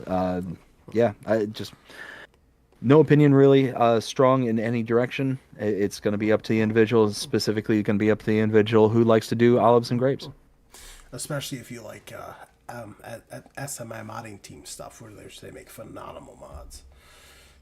Oh yeah, and again, everything I'm saying is devoid of, you know, the mod itself or the modder themselves. It's, you know, it's basically assumed that the mods are good, that they look good, and all that stuff. It's just simply from a utilitarian kind of perspective. Yep. Especially for console players. Let's see. Our next one is going to be Mixer and Fermenter. This is by Grimlock RRC. The changelog for this is 1.1.0.0. Trigger correction and removal of collisions on nozzles. So I liked this mod. It looks really, really good. It's got that kind of old weathered look to it. Not a specific style that I can put my finger on. I'm not familiar on what kind of where this would kind of originate from. But it just looks good. It just kind of has something that's kind of unique to it.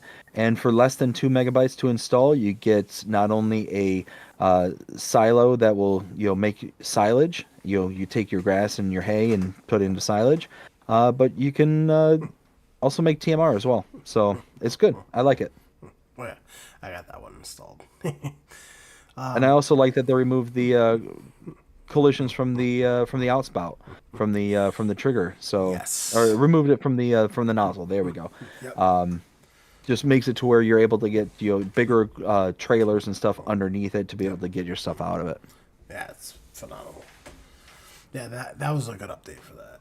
So your next one is going to be an update to Comsden Farm by Oxygen David. Let's see here.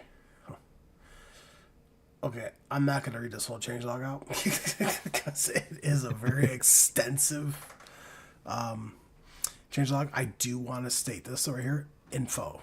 New save is no new save is required, but is recommended to see all issues above fixed. So I'm going to go on a little rant just like you did earlier. So I'm glad to see this changelog came out. There's still some issues that I found personally. Some issues. Nothing like, again, nothing game breaking, nothing along those lines. My issue is specifically with what you pointed out there under the info where it says no new save game is required but is recommended. I personally would much rather see a map maker or modder sit there and say yes or no. Right. Don't give me this in between thing. And the reason I say that is because technically it's a yes.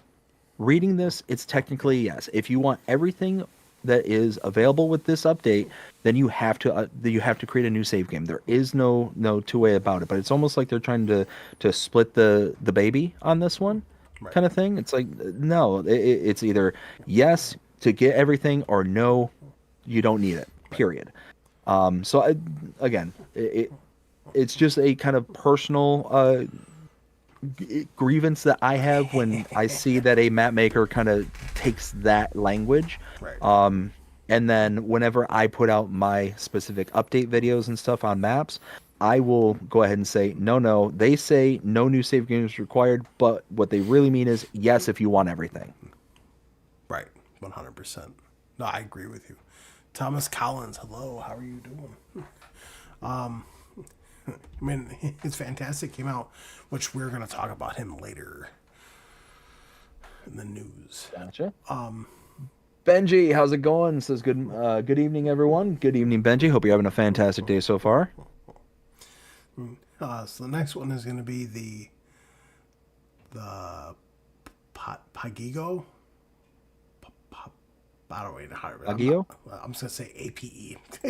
That's, it is by Miko Marin. It is, this is an update. So changelogs me 1.0.0.1 added passenger. I don't know where on earth you pay added passenger. Like In your lap?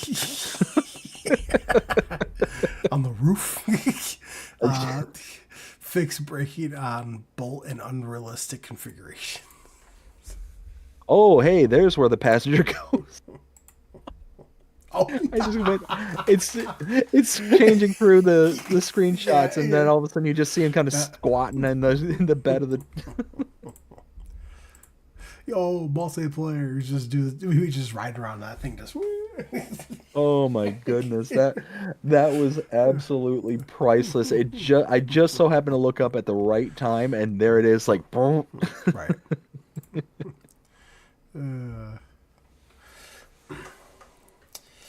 I mean, added passenger support to that. I mean, okay, I don't know why, but and then fix the problem with it. I mean, I personally don't use this mod, so but. It's one of those that if this model came out as like part of a base game kind of, or a base map kind of mod, where it was a part of the starting farm and stuff like that, I would use it. I would never purchase this mod or the base game one for my farm builds, ever. Even if I was on a mod or a map that would kind of fit into, just because it would be such a limited use kind of vehicle, you know. Yeah, it's just not one I could really kind of get into. Now, I do like that they kind of changed it around to where it's kind of got that unrealistic version of it. 175 horsepower. I could only imagine 175 horses on that little thing. It's got to scream across the map. See, I think it's funny because everyone I've ever seen play on Hutan Pantai, when they first start out with that, the very first thing to do is sell that. Like it's something else. Yep. Let's see here. What's up? Hey Benji, sounds good. I'll keep an eye out for your message later. Next one is going to be Modern Wooden Shed. This is by Patty. That's right. I don't really sound like a door closed, but it could have been the wind. Changelog 1.0.0.1. Updated to current game version. Added solar panels configuration. Changed textures and small fixes. So I think when this mod first originally came out, and we did the kind of mod review when it was, applicable. I think I was kind of meh about this one. Yeah. Kind of in between, didn't have any strong opinions. I'm going to revise that. And actually, I'm going to say that I really like this mod. I really like this model. For less than 5 megabytes to install, you've got a gorgeous looking and very unique style shed. This would be almost a showpiece for a farm. Kind of be something that would really kind of stand out. So I actually really like this. This one's grown on me. And for 25 grand, that's not that bad of a price. So Right, and then when I updated the current game version, which is good, but added solar panel configuration so you can earn a little income on it. that's brilliant. Change textures. It definitely looks way better. And then small fixes. Real quick, Gold Gaming, what's going on? It says howdy neighbors. Gold, how's it going, bud? Let's see here. Next page over. Next one. When I saw this, the very first thing that shot through my head was, "Oh, I gotta message BDDG." So next one is gonna be Pelene. This is by MA7 Studios, which to me this is a 5 out of 5 map. Honestly, I mean, it has a current rating of 4.5 by 974 people. But the downloadable size is 726.95 megabytes to download. Worth every little bit of it. I mean, it's very extensive. It does require a mod, which we're going to talk about next. But this overall, to me, is a beautiful, fantastic map. So this map was a 5 out of 5 for FS22. This map is a 5 out of 5 for FS25. If this comes out for FS28, it'll be a 5 out of 5 then. This is an absolutely brilliant map. The general layout of it is very nice. It's very kind of well organized. It makes it feel larger than what it really is.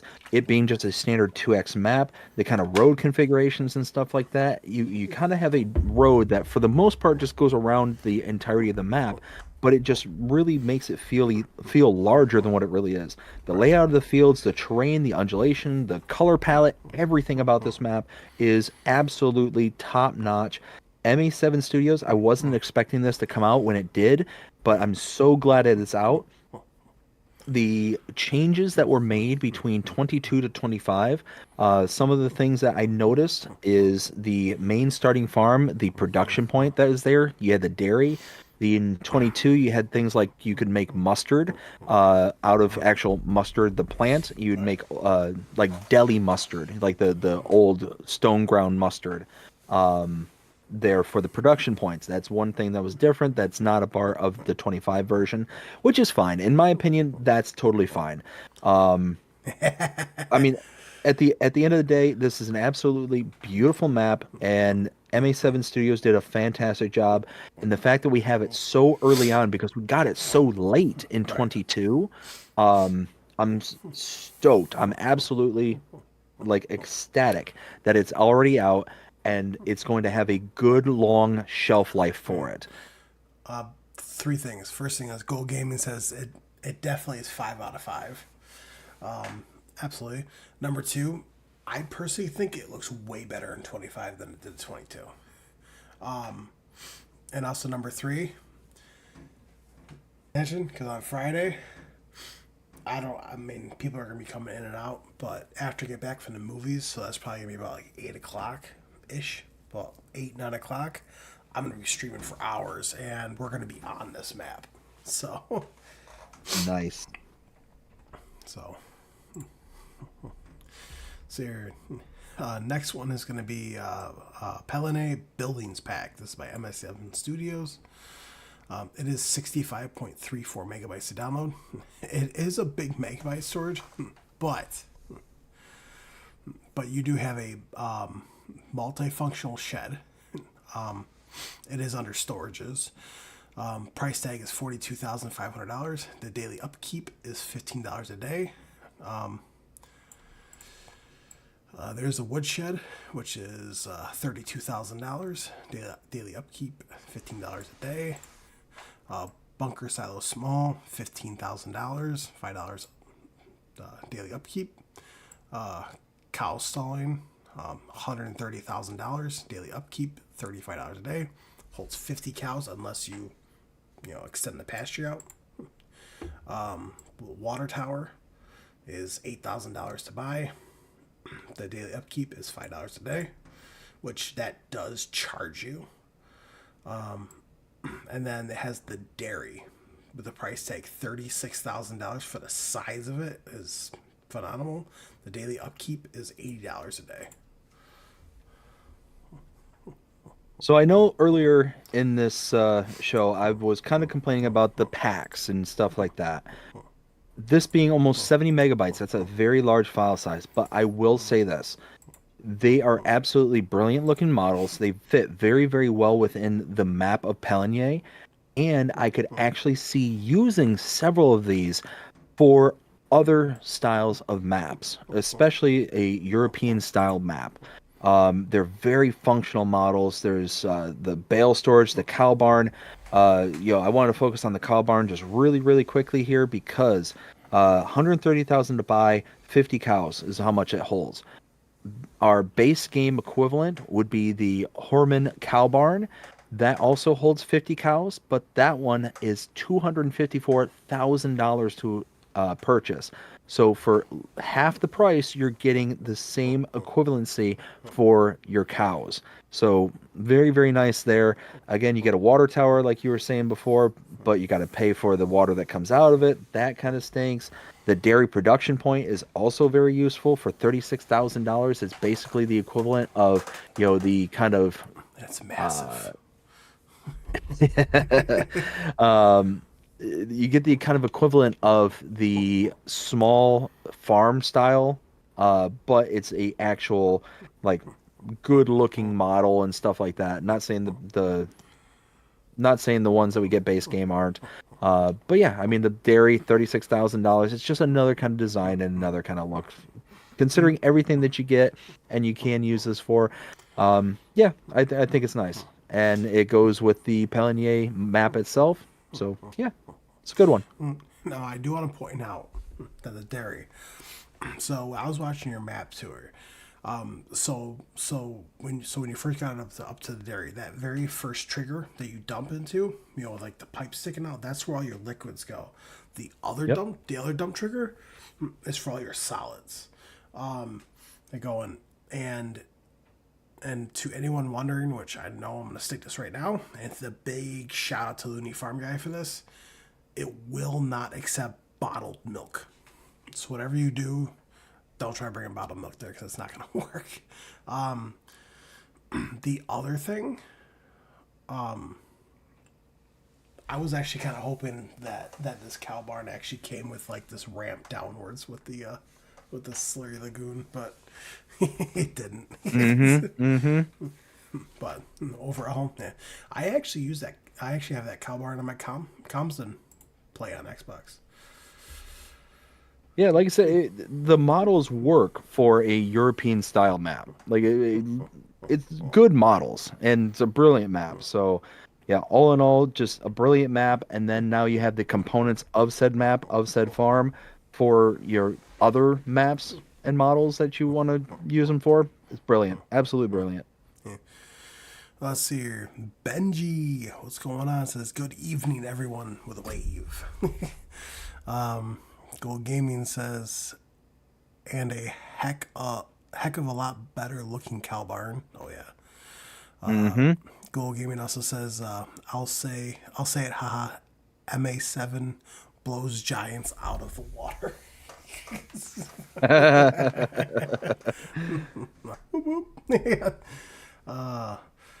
Let's see here. Next one is going to be the Lizard 3-point hitch transport. This is by 76 Max. Or transport box, sorry. It's 2.97. I mean, 2.94 megabytes to download. Price tag is $1,900. Capacity is 2,000 liters. So basically, copy and paste exactly what I said about the previous 3-point attachment tool that we discussed earlier for this one. It's a nice little model. It's a nice, like, different way of doing things. It has a storage capacity, unlike the last one, for less than 3 megabytes. And less than $2,000, you can have a kind of different mechanism. And if you have a small yard, such as Pelinier, especially if you're trying to get to your chickens or something like that, this is going to be a good one to have around, because you'll be able to dump into your chicken coop without having to really kind of, compromise on the tools that you want to use as well. I had to come up with some very creative solutions when it came to Pelinier, specifically around that chicken coop. So. Yeah. This is, I wish that I would have thought of something like this when I was playing the series on 22. Yeah. Right. Let's see here. Next one is going to be the screw conveyor. This is by Peisel. This is 4.61 megabytes to download. The price tag for the 5 meter is, for the 5 meter is $2,000. For the 6.5 meters, $2,500. So, and for the charging hopper, $450. So, less than 5 megabytes. If you're looking for something that is basically something that'll work similarly as a belt system in game, such as the I don't know. I'm looking for. You'd almost have to use a combination of the Lizard S710 as well as the Grimmy TC. The Grimmy SL 8022 Quantum to kind of get something equivalent to this, because the base game Grimmy will not pick up off the floor. They do make a mod that's the same model as that one, but it will actually pick up off the ground. But again, going with base game stuff, you're talking those two components are over $40,000. This is at its most expensive, $2,500. So Right. now it's limited in range, it's limited in size, and all that stuff. But for less than 5 megabytes and less than $3,000, yeah, I would absolutely install this. Let's see here. Next one is going to be the Harrows. This is by Puzzcat. This is 7.54 megabytes to download. Price tag is $550 to $800. Max working speed is 15 kilometers per hour. Required horsepower is 22 to 31 horsepower. And the working width is 3 meters to 5 meters.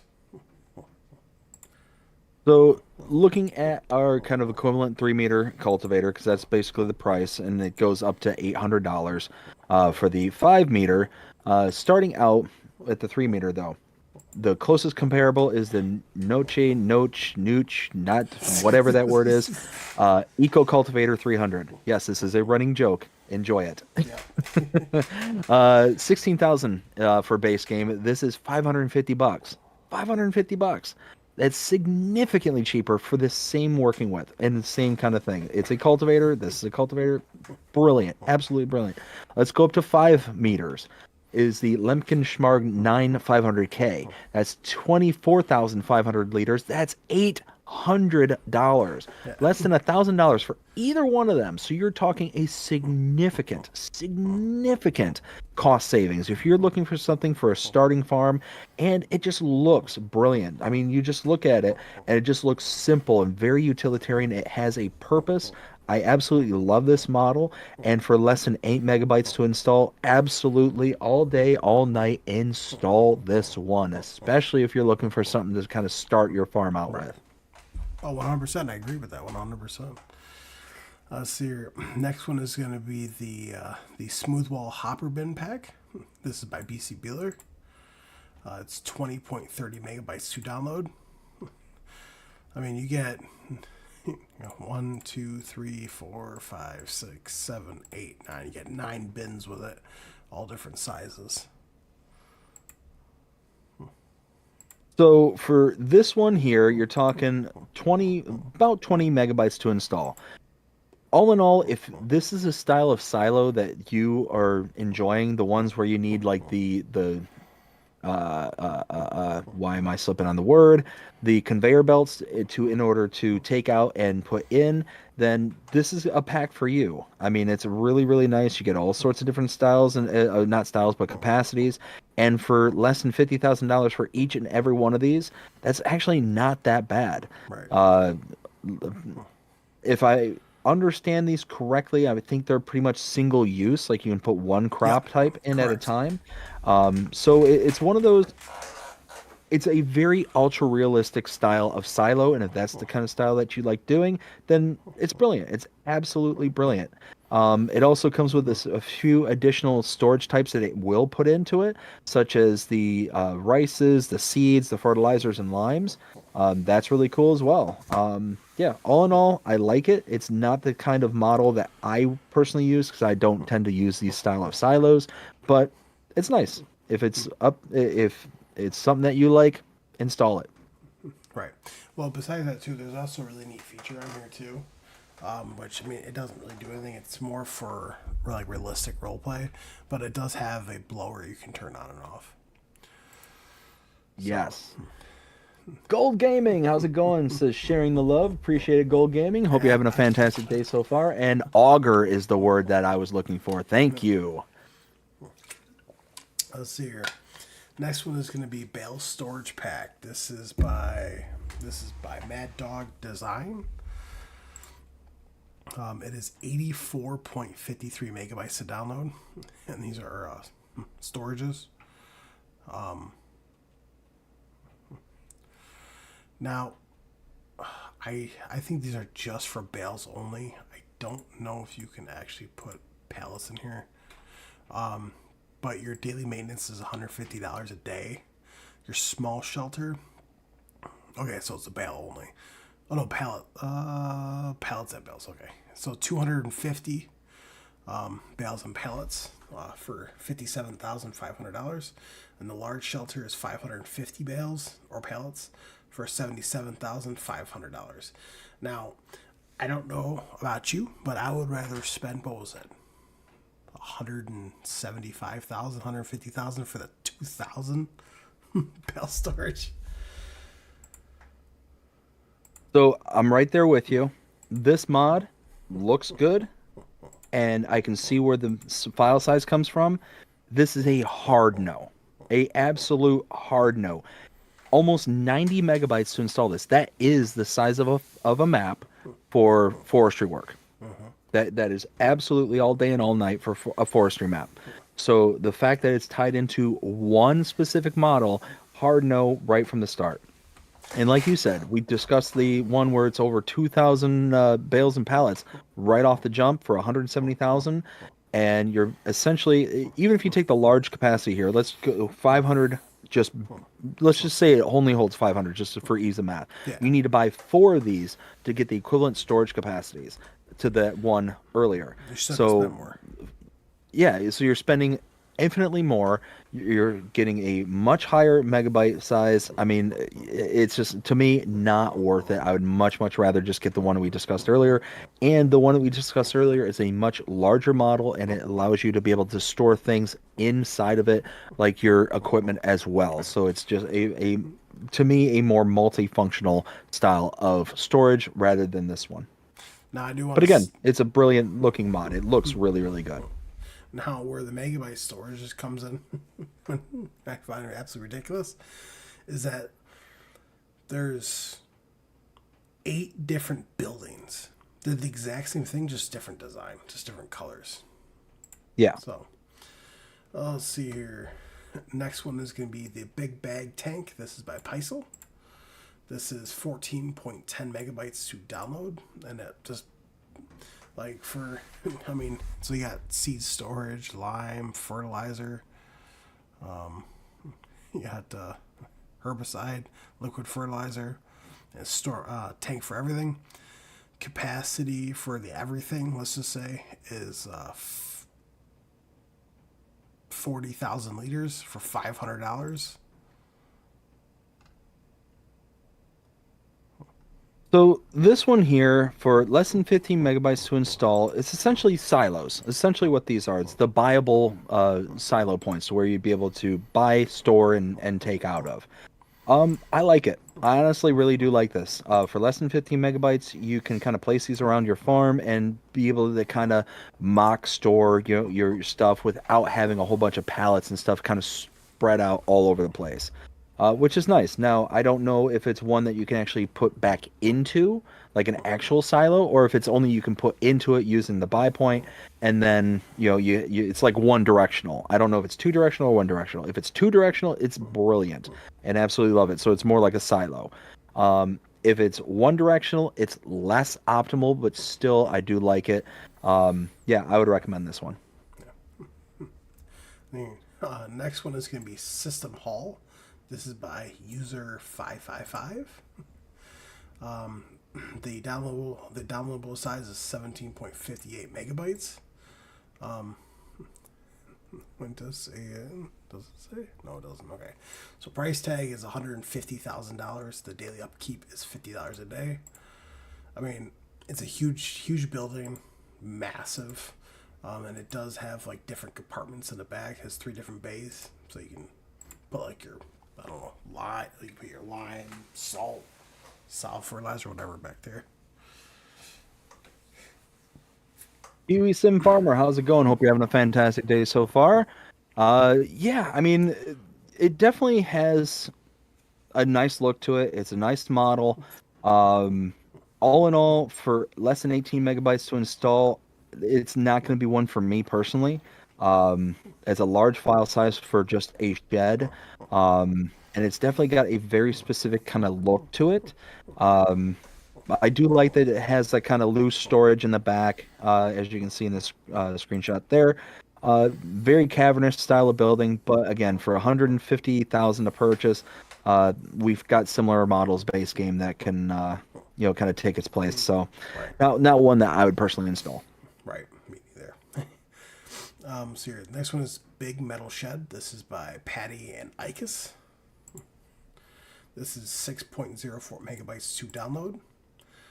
It is $125,000 to as a price tag, and the daily maintenance upkeep per day is $10 a day. So this one here, I like this one a lot. So less than 7 megabytes to install, 125 to purchase. That's not bad whatsoever. It's a absolutely cavernous building on the inside. It's got outdoor storage as well, so you can park your equipment and vehicles underneath that. Yeah, it's a beautiful looking model. It's got a whole bunch of different color options that you can use for it. Yeah, all in all, absolutely love this mod. Love this model. Yeah, I would recommend this. Oh yeah, 100%. Next one is going to be Wooden Storage Shed. This is by Casey's Modding. This is going to be 7.29 megabytes to download. The price tag is $15,000. The capacity is 500 bales / pallets, and the daily upkeep is $30 a day. So less than 8 megabytes to install, 15 grand to buy, 500 bales and pallets. Love it. Absolutely love this mod. This is so kind of using the benchmark as what we were saying earlier with 2,000 bales and pallets. You can buy 4 of these for the equivalent and spend 60 grand. Yeah. I mean, yeah, the amount that you're spending versus the amount that you're getting is a huge difference. So yeah, this one absolutely 100% would install this one. Yeah, 100%. Let's see.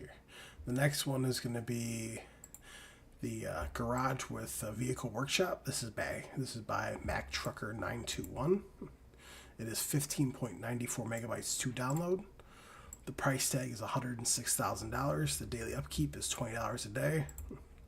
It does say configurations. You can choose from one solar panel for $350 an hour income, or 2 solar panels for $700 an hour for income. So for this one, for less than 16 megabytes to install, 106,000 to install. You have the option to put in solar panels, one or two. I mean, it's a nice looking model. It's got a whole bunch of different color options, as we can see in the screenshots. Would I install this one? Likely not, just because, there's so many other options that we have available to us nowadays. It's, a workshop area where you can repair your stuff. I just, yeah, it's one of those. Mac Trucker, I like their mods, I like their models, I like this mod, and I like this model. Just a little too rich for my blood. See, the one thing I do like about this is that the workshop takes up all 3 bays, so you can pull in either bay and be able to customize your vehicle. So That is nice. That is absolutely nice. see here. The next one is going to be Small Container Workshop. This is by Nico M. It's 0.74 megabytes to download. The price tag is $5,000. The daily upkeep is $5 a day. I actually really like this one because it's got a kind of unique look to it. It's got like the little storage container and all that stuff. Like just kind of like an improvised working area, and I really do like that. I think that's actually kind of really cool. And for $5,000 and less than a megabyte to install, yeah, I would say absolutely install it because it just looks good. Oh yeah. Next one is going to be Double Door Garage. This is by Vanquish081 and Pitsty. It is 11.07 megabytes to download. The price tag is $48,000. The size is 40 by 25, and the door is 6 by 15.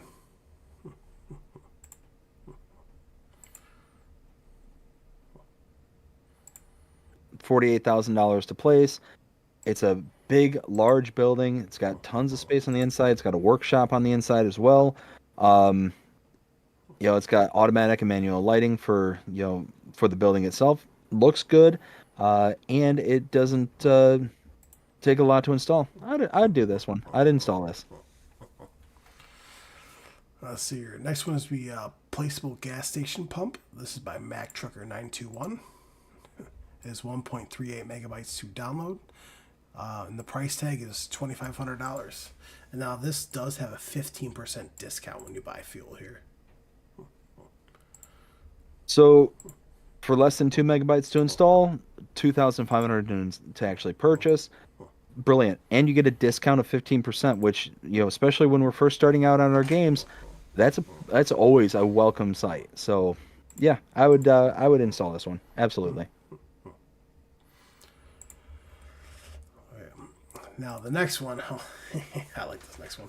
So this is an update. This is to the multi-fruit buying station. This is by 82 Studio. This is changelog 1.1.0.1.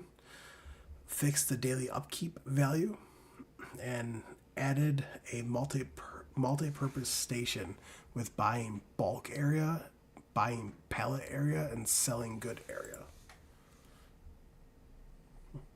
So, absolutely love this mod. I don't get to use it that often unless I'm kind of working on things in the background.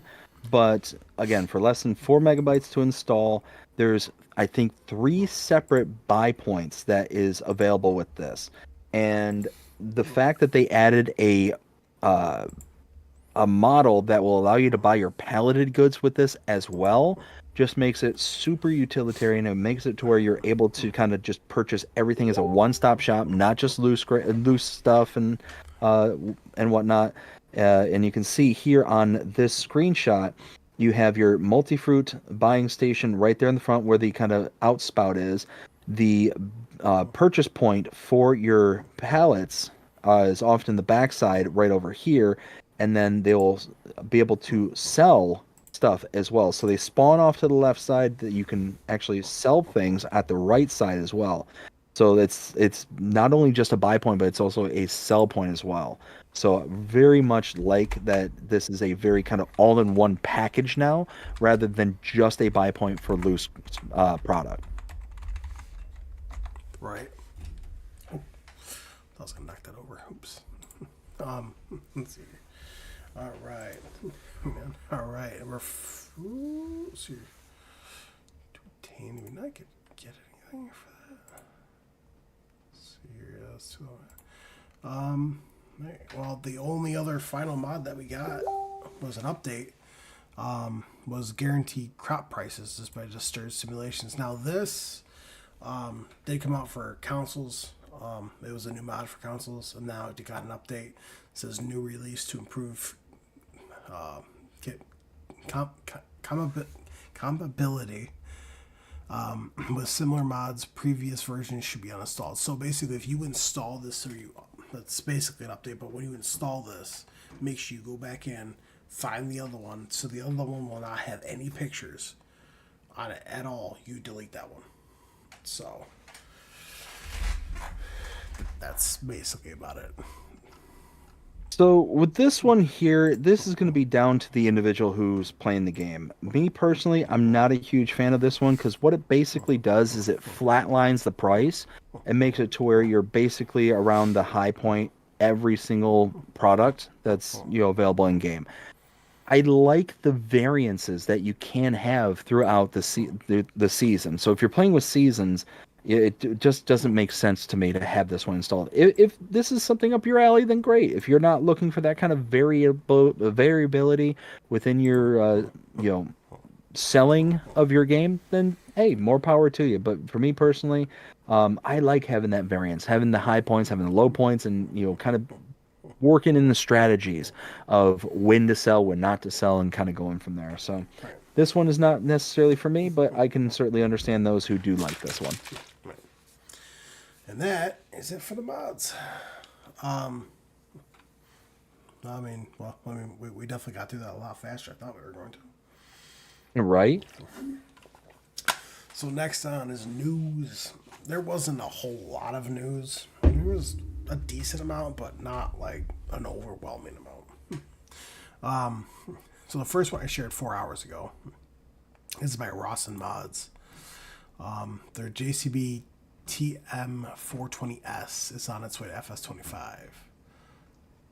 It has a complete overhaul and is internal testing underway. And which one were you looking at? I'm sorry. That's one from Ross and Mods. It's the it's one I shared 4 hours ago. Okay. It's not a wheel loader. I mean, it's more of like a front loader. Probably telehandler. I don't know what they would put under. Yeah, it looks like a telehandler. Just a articulating telehandler. I mean, might be a front loader. I mean, I personally am not going to use that, but it's by Ross and Mods, so I had to share it. The next So real quick before we move on, Rail Fanning Jonah says, "Does Wilty have 1 million cows yet?" No. Well, get on it.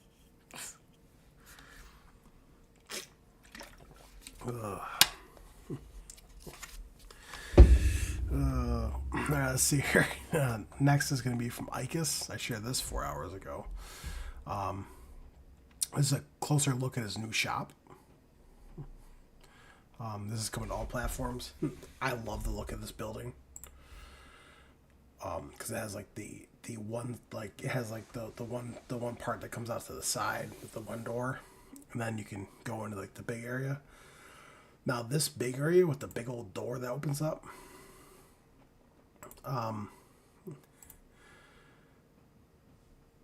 that is nice. So the smaller area, so the smaller door, when you go through there, that's where the workshop is, as far as I could tell.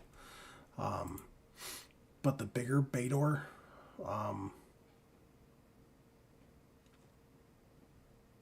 when you, no, maybe I'm wrong on this. Well, no, I don't think so. Yeah, because maybe I am. I don't know, but either way you can go in there. This will have a built-in pallet storage for 70 pallets. So this one I'm genuinely looking forward to. Not only is it very unique style, but it has a built-in repair trigger, which is nice. but the bale and pallet storage the pallet storage that's a part of it. You can see it here on this screenshot right here, all the way tucked in the back. You see the kind of markers, the inputs and outputs right over there. It's brilliant. Like a very, very nice looking model. I love the kind of trusses that are on the top there. It just makes it feel like open, expansive, and yeah, it's going to be a very, very what's the word I'm looking for? Very useful model. Very useful mod. Like the way I would put it is a must-have shed. Yep. Yep. Yo, pretty soon, because the amount of sheds that he's coming out with, you could build your whole farm just out of his sheds on this. Oh yeah. Yeah, it's ridiculous how much stuff that individual modders, especially like Icus here, is putting out. I mean, there's I forget the out. The what? Trying to remember who it was. Anyways, not important.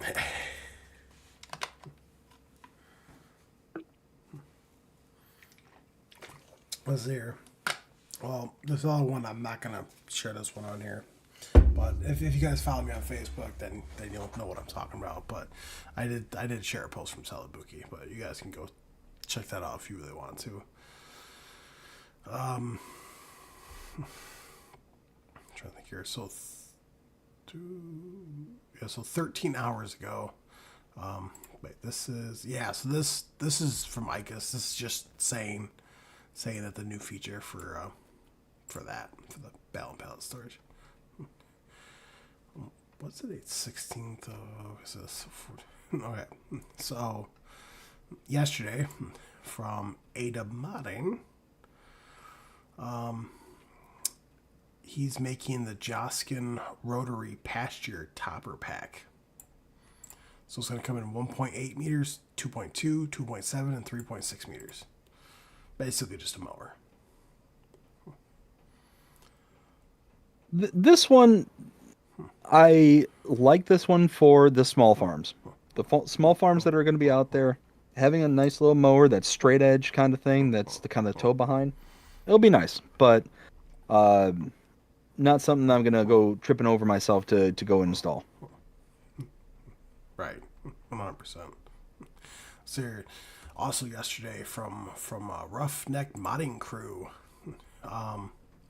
basically all this is just stating is that they're working on a bed pack for their Ford, Lizard for council. But for council people, there will be a bed pack coming in the future. But for right now, it's just free on PC. But yes, they are coming with a bed pack because they have several different mods right now with Giants. So.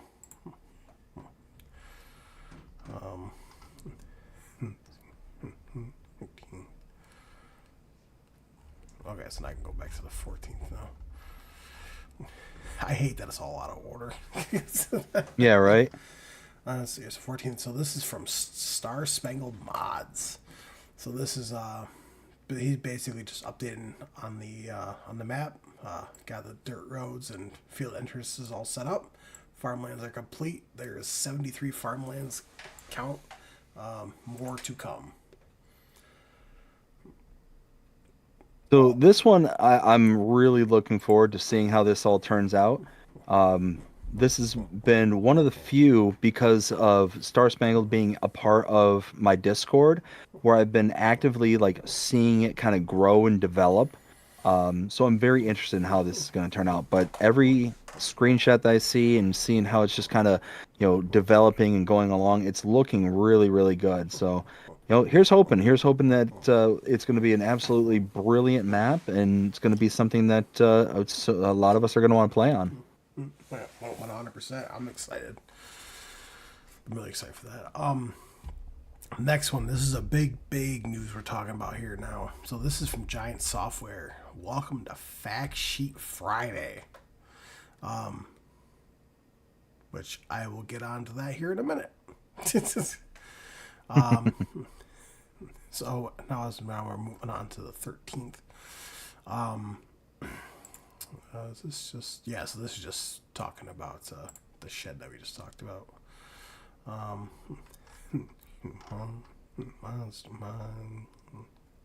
Yeah, from Ross and Mods. So this is just an updated list of everything they have in testing. So everything that I'm about to read off is pending.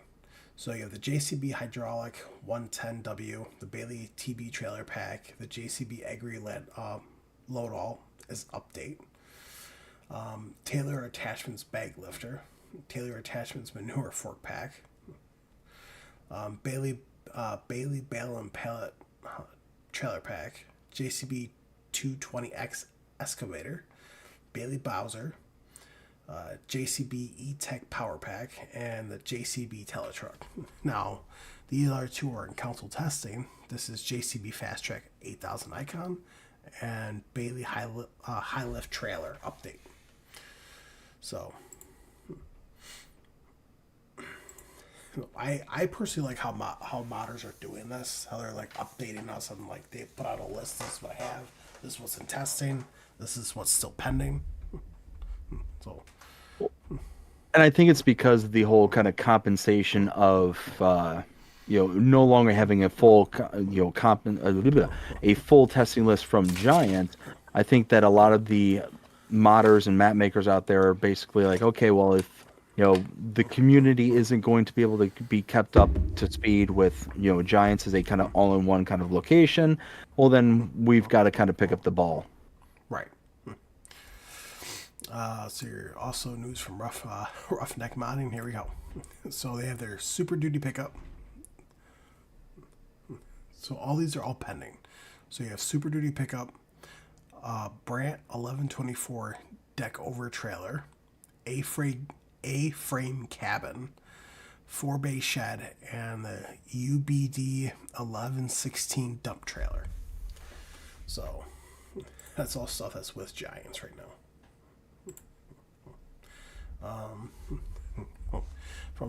Now we're moving on to the 12th. From Mr. Hector Mods. This is FS25 Carpathian Countryside Map Progress. So basically he got two of the three villages completely remastered. Now I'm not going to show all these off because there's, it says 8, 9, 6, there's 61 pictures. But I said I'm not going to show all these off because there's a lot of pictures. But if you want to, you can head over to his page, take a look. But it absolutely looks phenomenal, though. Oh yeah, I mean, I can only imagine just how brilliant this map is going to be. Just because I absolutely loved Carpathian Countryside for 22.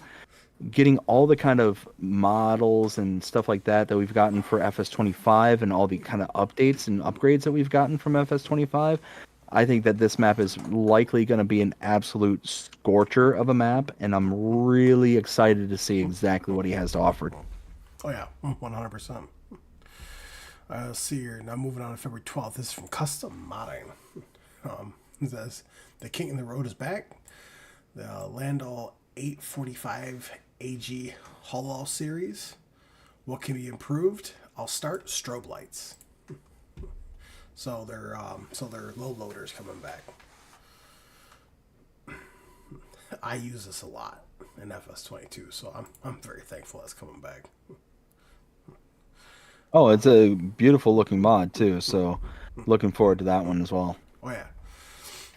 So we also have news from JHHG Modding. This is a collaboration with Teagle Machinery. He's also partnered with Sim Modding.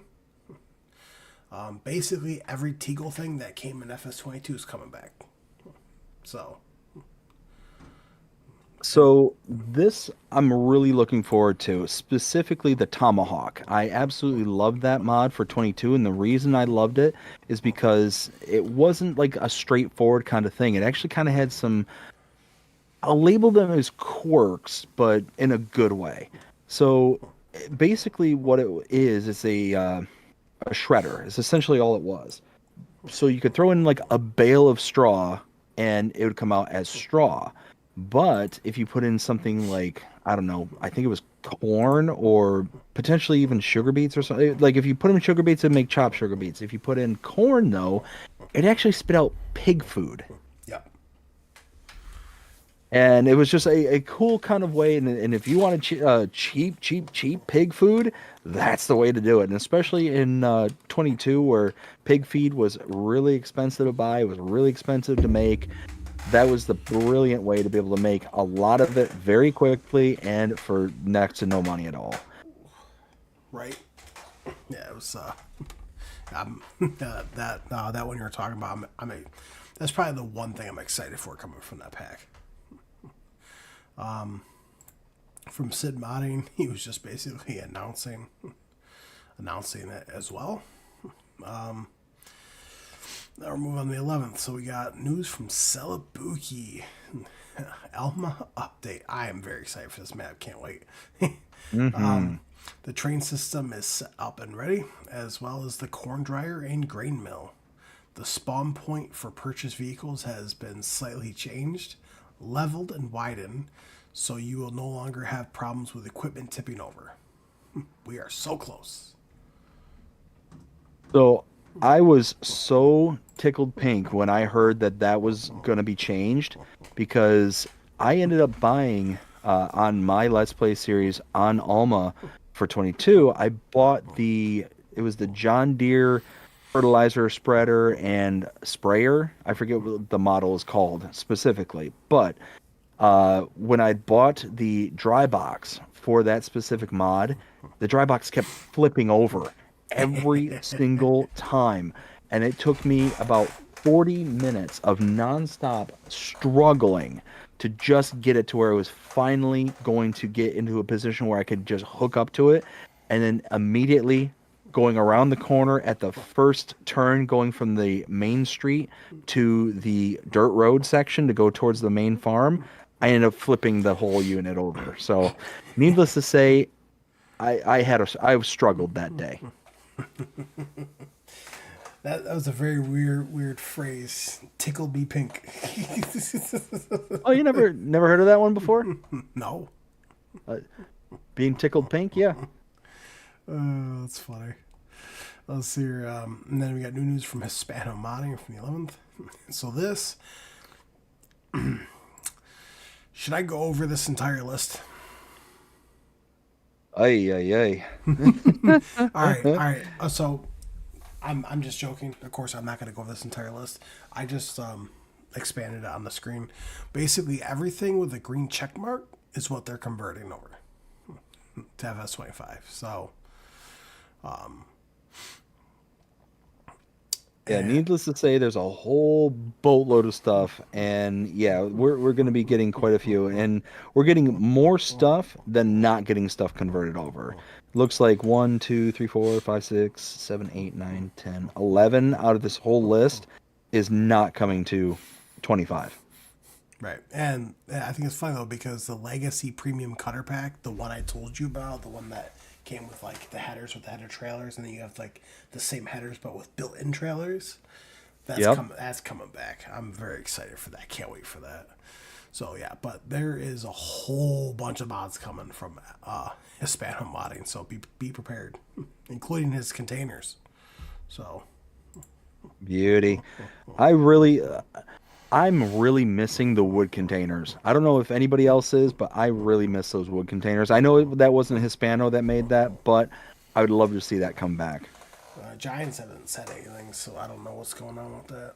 Or yeah. Oh, you know what? I'm kind of curious if they're going to add it in with the free content update, probably. Fingers crossed. All right. Now we can talk about the Fact Sheet Friday and what has happened. Yeah, boy. All right. So now, are you excited? I'm gonna say, so if you compare this to the very first DLC from the Year 1 Season Pass from FS22, they're starting out strong. Remind me which one was the first on FS22. Ontario Carrero Pack. Yes. Okay. Yep. Completely useless unless you did vineyards. Yep. Now, Now, I want to give a big old shout out to BDD because I had to drop my wife off at work, and I came home and I fell asleep, and then I woke up to hear my phone go bring, bring, bring. now, some of it was him, but some other things was just notifications. I looked at it. He goes, yo, did you see like the new DLC just dropped? Like the announcement for it? I was like, no, I just woke up. And then he tried to steal my title, and I said no. So this, which I'm gonna prop this back over here. Go to blogs. So the very first DLC for FS25 Year 1 Season Pass has been announced. The next pack coming soon. Now this right here, I have heard a lot of people complaining about this. And there's only one technically, there's two things that people are complaining about. Number one is because this came as a mod in FS22, and people are like, well, you're just taking from what the modder made till now. No.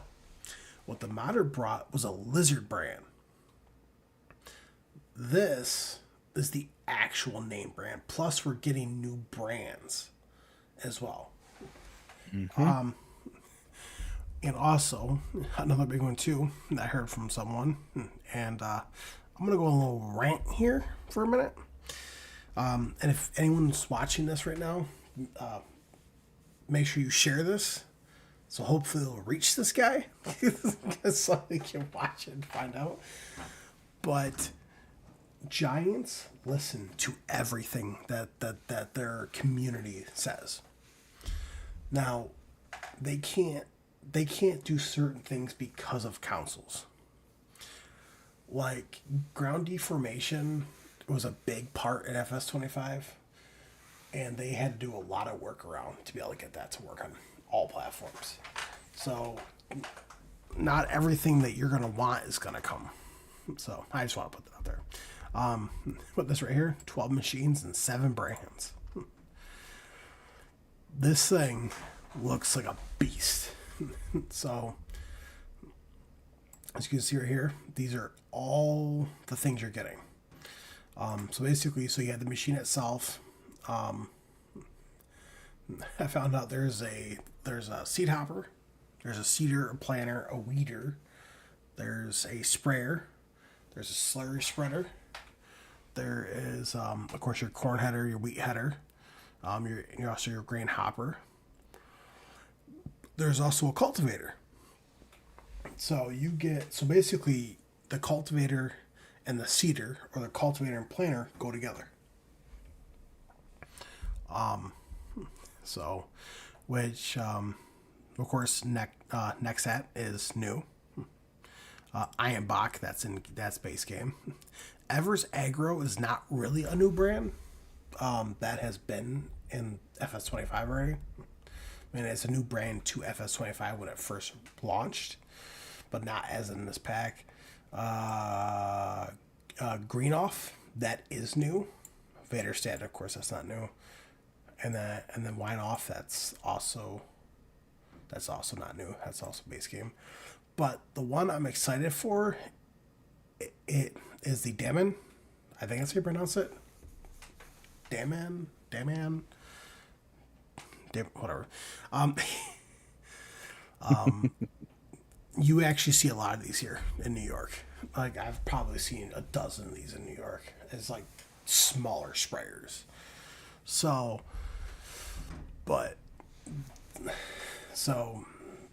And I know I keep saying this, but I called it. I specifically stated that I think the very first DLC is going to be something very close related to the mod that we had in FS22. For that. So I did call that. So that's the very first DLC. So innovative machinery, which I can see right where that comes from. Now we go back. We can go up to Fact Sheet Friday. So I'm gonna go ahead and load this up right here. So the next at carrier vehicle has 1,100 horsepower, which is insane. It has a variable CVT transmission. The fuel is 1,700 liters of fuel, so you're going to be out in the field for a while. That's has a weight of 24.4 tons, and the speed of 25 kilometers per hour or 15 miles per hour. Which, yes, is slow, but if you see the size of it, it makes sense. Now, in real life, they do have an option for tracks. So I'm kind of curious if we're going to get that option or not. And then for the SFP 22056 Profi class sprayer, this is by Daman. I think that's how you pronounce it. I could be wrong. The capacity is 22,000 liters of your liquid fertilizer or herbicide. The weight is 11.6 tons. The width is 56 meters. The speed is 12 kilometers per hour, 7 miles an hour. So, and here's a picture of it working in the field. So, I am excited for this particular DLC. I really liked the concept of this back in 22. I really liked it. But because everything was all separated out and was a part of, your kind of collection of mods to download, obviously the megabytes are important to me and other console players. It was a massive commitment to not only install the main machine, but then all the subsequent other parts and pieces that went along with that whole system. So it was massive. It was absolutely massive when everything was said and done. Now that this is a part of base game, I don't have to worry about that as a console player about it taking up, system size or system space for my mods. I can actually install this and have it as a part of the game itself. It's going to be a part of the base storage and all that, so I'm not concerned about that anymore. So I'm really looking forward to that, number one. Number two, I think it's a brilliant system. It is an absolutely amazing thing. You can go lengthwise down the road and not have to worry about working with or anything like this. I could see this being very useful for like really small spaces and still having a big machine in order to get the job done quickly, like a UK style map, being able to kind of snake your way in and out of specific areas and hedges and tight roads and stuff like that. I could see that being brilliant for that. But like I said, I'm just excited. I'm really thinking that this was a absolutely home run for the first DLC, and makes me very excited for some of the other DLCs that we can get later on this year. Because like you had mentioned, the Antonio Carrera pack that we got for 22, it was nice. Don't get me wrong. It is what it was. But unless you did grapes and olives, it wasn't that practical for anything other than that. Now I understand why it was the first DLC, because grapes and olives were brand new last year.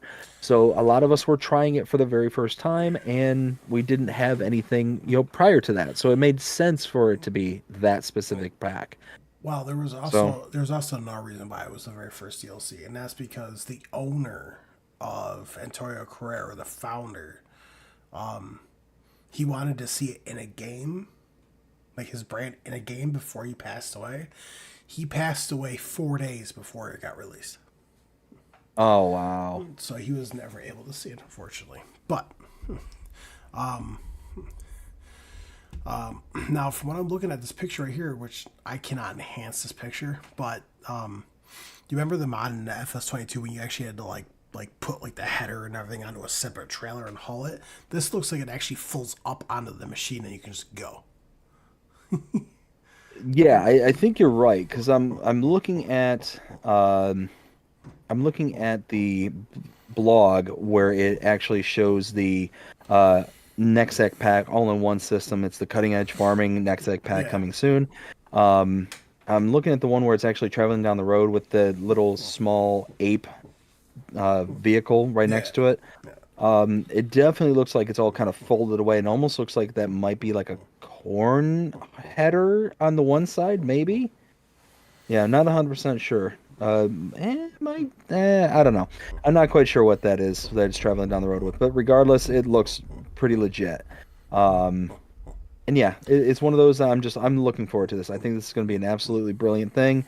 And yeah, it's a kind of an all-in-one system. You can see the list of machines. It's got the Nexco, the sprayer module, the Crossstar Max, the Toric NX 1400, the Rotadisc 2030, the TrueFlex Razor, the Carrier, the Inspire, the Seed Hopper, the Tempo Slurry module.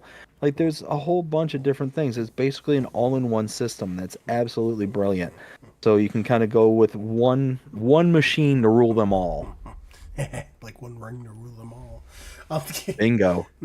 Yeah, now, for anyone wondering, because I actually had some people question me on this because they're like, well, I mean, how much is it going to cost? They haven't stated that. Now, for anyone wondering, this does come out on March 11th, which is coming up pretty fast. So if you go under DLCs though, and you'll see it right there, next act pack. Now it does say $8.99 USD, but that's because it's $1 off. So technically you're spending $10 on this. Now if you go down to where's it? Interior Career. The Interior Career pack was $10 as well. Well, the price change. So the price is about the exact same, but I find this a little bit more useful. And if you come down right here, you can actually see everything. So you can see the machine. You can see the slurry module, which holds 30,000 liters for that slurry module. 30,000 liters. And then you have the Toric NX 1400, which is by the Everest Agro. This is 14 meters. This is the slurry distributor that you hook up to that. 14 meters. And then you have the seed hopper. Which, if you kind of do a 1-to-1 comparison, just really quickly here, looking at like a tanker with 30,000 liter capacity, about the closest we have to that would be the Garant PQ 32,000. It's 32,000 liter capacity. Yeah, I mean that module right there, that trailer or that tanker, I should say, is $258,500. It's a 4-axle trailer. It's massive, but it doesn't have a spread width because you need the components to go along with it. So it's an additional $100,000 just to have the applicator for it. So it's one of those. Oftentimes, if this follows the kind of general path that I've noticed a lot of mods take, is that the main equipment, the actual tractor, quote unquote, is going to be extremely expensive. It's going to be extremely expensive, but the individual modules that you buy with it is going to be relatively decent priced. That's going to be my guess, at least. Right. And then you have the seed hopper that's actually by Nexat. Holds 20,500 liters. Now, I don't know because it's not on the fact sheet yet. I don't know if it's just seed or if it's seed and fertilizer. So that I'm still waiting on. But still, 20,500 liters. That's pretty good. That's you're gonna be out in the field for a while. Yeah. Yeah. And then right here. So I don't know. Okay, that's like about so one of these is a cultivator. One of these is a seeder. One of these is a planter. So you have the Carrier NX, which is 14 meters. I think that's the cultivator. I think, and then you have the Inspire NX, which is 13.5, and then you have the Tempo NX 27, which is 13.5. Yeah, so you have the 14 meter working width for a cultivator. And then you have 13.5 for a seeder and 13.5 meters for a planter. That's pretty good. Mm-hmm. And then you have the Chopstar Max by Ironbach, which is a weeder. That's 13.5 meters. And then, of course, you have the sprayer, which we already talked about. The sprayer, I found out in real life, can go up to 70 meters. 70 meters. Holy smokes. So, and then you have now this next one is the hopper, for like your grain headers. 32,500 liters. That's good storage capacity. Oh yeah, and then you have the Extreme Flex Razor 50 foot. This is like your specific grain headers, like your wheat, barley, stuff like that. 15.2 meters. That's about as big as like the base game John Deere. And then you have the Patriot Rotodisc 2030 B, which is the corn header, 15.2 meters. So I can see a lot of people using this on like Elmo, Missouri. Oh yeah. Yeah. Like, so, and then if you do have the year one season pass, it is included with it.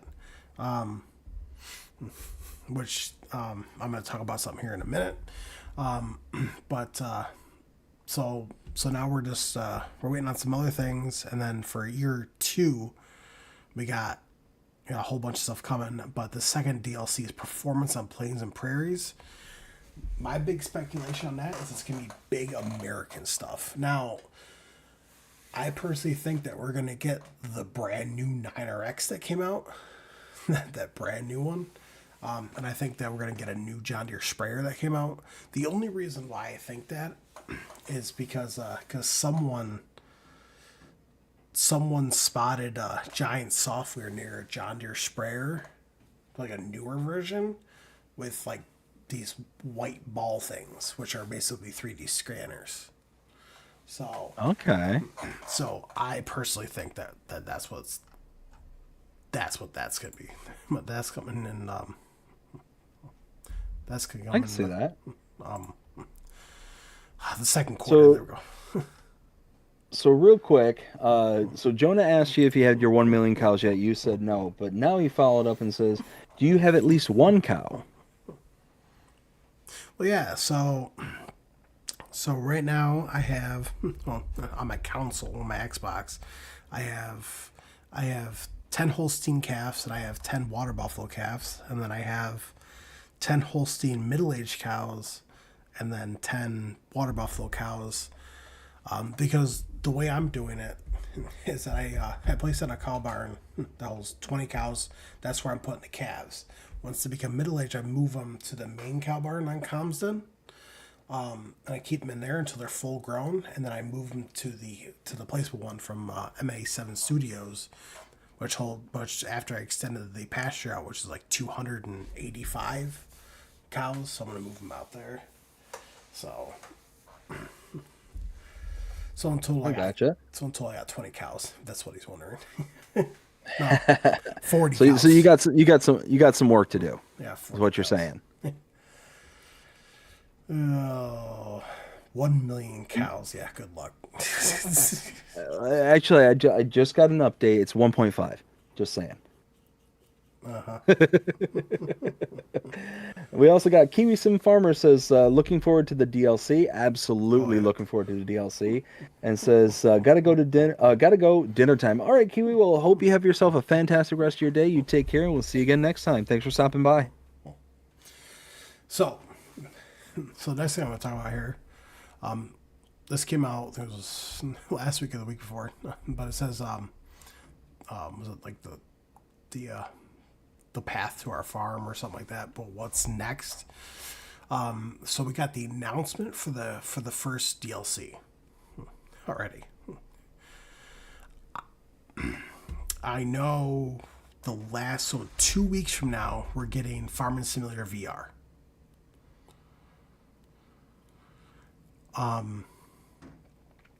I think this week, no, hear me on this. I think this week we're going to get Silver Run Forest. I think we're going to get that this week. with some other mods from Giants. And then because the DLC comes out March 11th, which if I look at my calendar here, so that leaves 1 whole week. I think in that first week is when we're gonna get the patch 1.6 with the free content update. Because, So do you want to hear my conspiracy theory that I literally just came up with it just now? So remember how I was saying that I'm disappointed that we don't have the containers for the wood? Yeah. That was something that came out with the Platinum Edition, which was Silver Run Forest, the map. Oh, you think it's gonna come? I wonder if it's going to come with it. I guess we'll find out. Yeah, I mean, We shall because see. yeah, because that's what I think. Because if you think about it, so it always starts with the announcement for the first DLC, and we know technically now next week, next week Friday is when the Farming Center VR gets released. So I think we're gonna get Silver Run Forest this week, probably on Tuesday if I take a look. Yes. And then next week we have Farm Sim VR get released. Then the following week we have patch 1.6 come out with the free content update.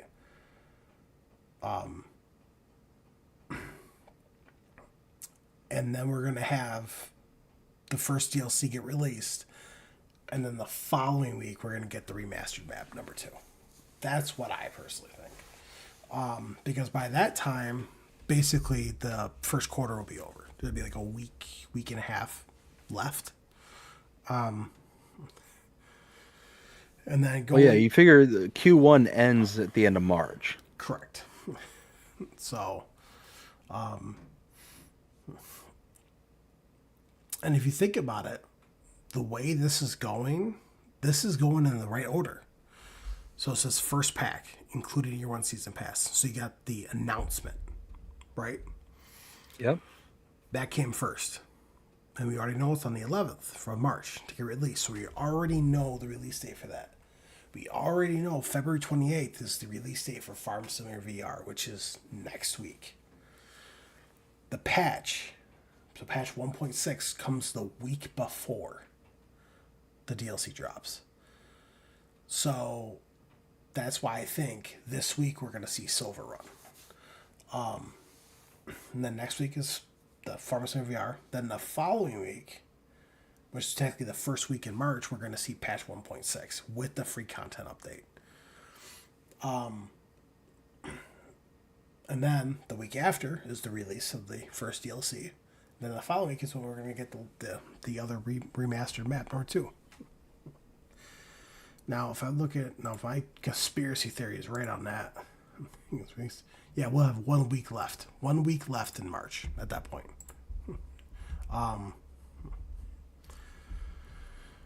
Now, as for quarter 2, patches and content updates, yes. Precision farming, which I know a lot of people are excited for, including me, plus the second pack announcement and release and exciting announcement. So what I think the way it's going to be is because the second quarter is going to run from April to June. So the beginning of April to the end of June, because that's April, May, June. That's 3 months. I personally think in April is so I personally think in April is when we're going to see what the second quarter is going to be all about, and then probably get some more giant software mods, and then I think in May is when we're going to hear the announcement for the second DLC. I think May is also when we're going to get precision farming, and then in June is when we're going to get the new patch with the free content update and the release of the second DLC. That's what I personally think. So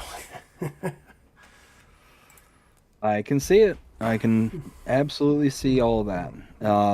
it would really track, for what you were saying with Q1, like that kind of order, that kind of, that kind of layout. I think that the Q1 stuff is pretty firm as to the order and the kind of representation that they have here, top to bottom, left to right kind of thing. That would just make sense kind of thing. As for Q2, I would imagine with maybe some variation, just a slightly bit, that they're probably going to be following a similar style of pattern between Q1 to Q2. So you would imagine that the DLC is going to announce sometime in Q2, or I'm sorry, sometime it's going to be announced and say, hey, this is what we mean by plains and prairies and stuff like that. Followed by kind of content updates and announcements and all that kind of stuff. My guess is that the content update is going to be the precision farming, and that's going to be coming. You're saying April is when you're thinking? Yes. Did I catch that right? Yep.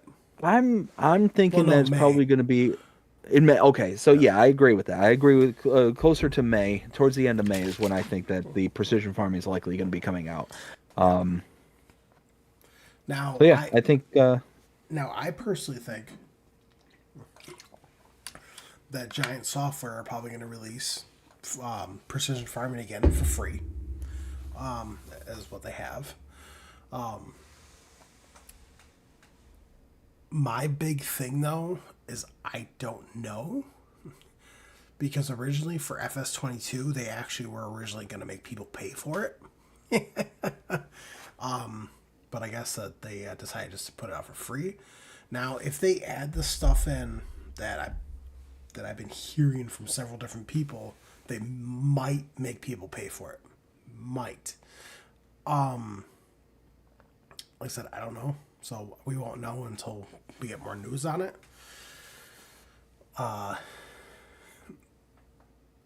So I guess just stay tuned. But you know me, I post everything. So. Oh, for sure. It's one of those. Here's the thing: is that if it goes from like you got to pay for it now, I would pay for it personally.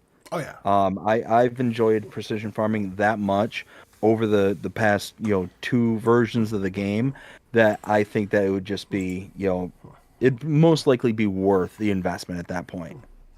Especially if you played it in the past, you've enjoyed it in the past. My guess is that more than likely the amount of stuff that they're going to bring in addition to for the new version of precision farming is probably going to be quite a significant bump up. I just thought of something. What's that?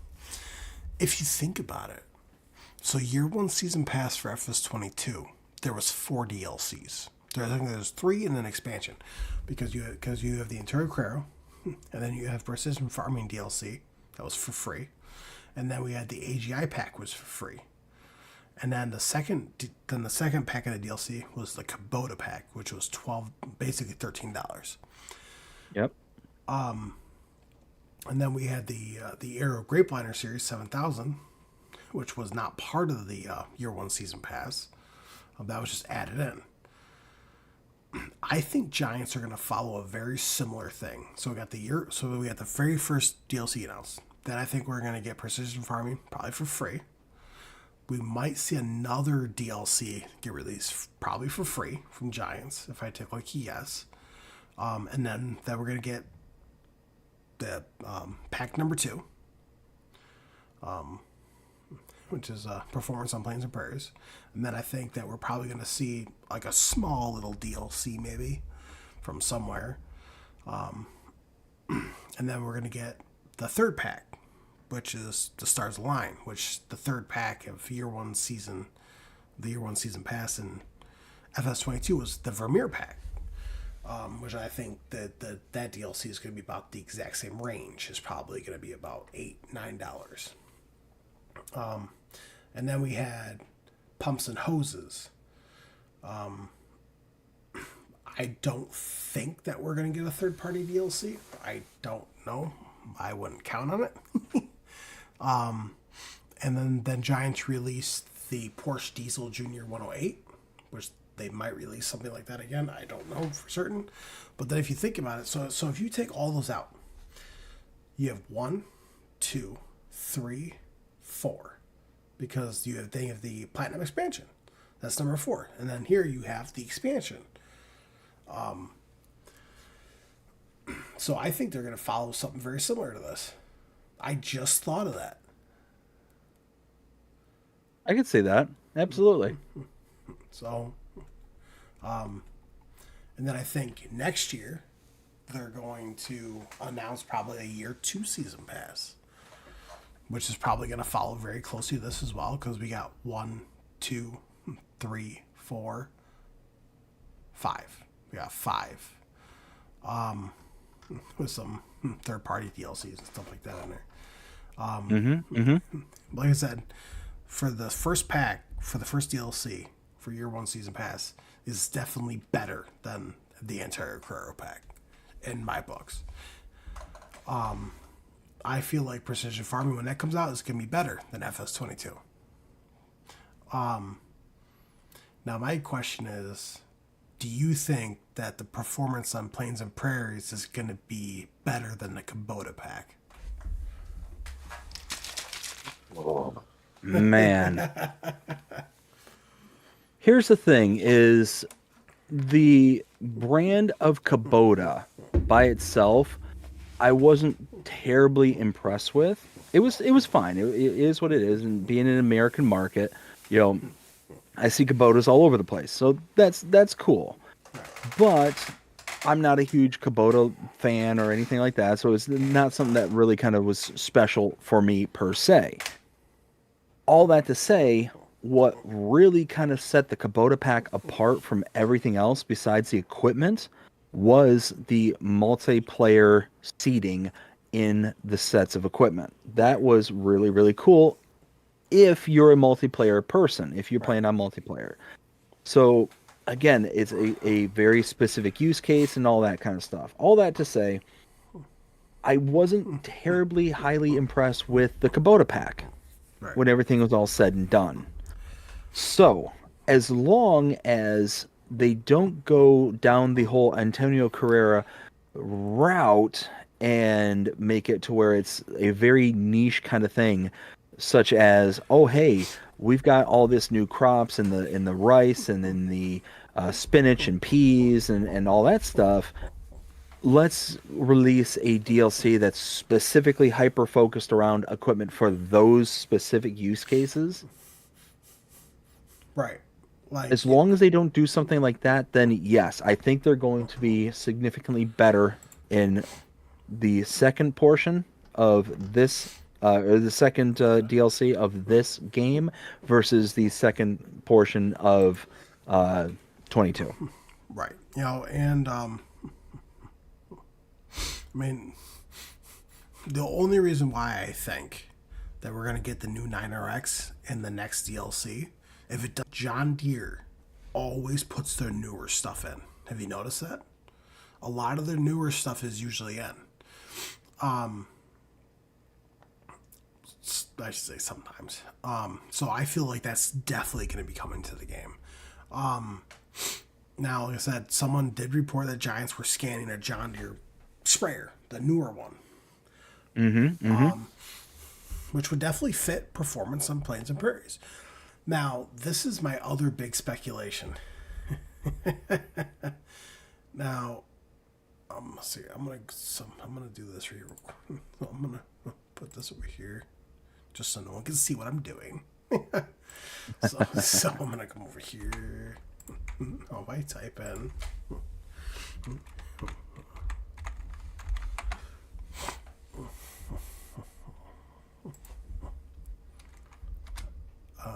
Let's see. Now,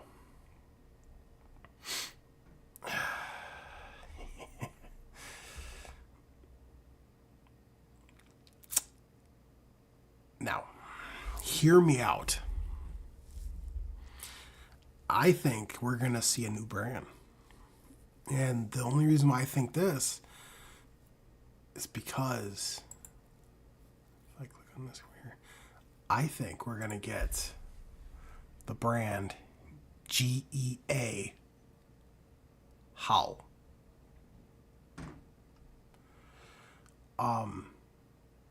The only reason why I think that is because these type of slurry spreaders and like pumps you put inside of slurry lagoons and stuff like that.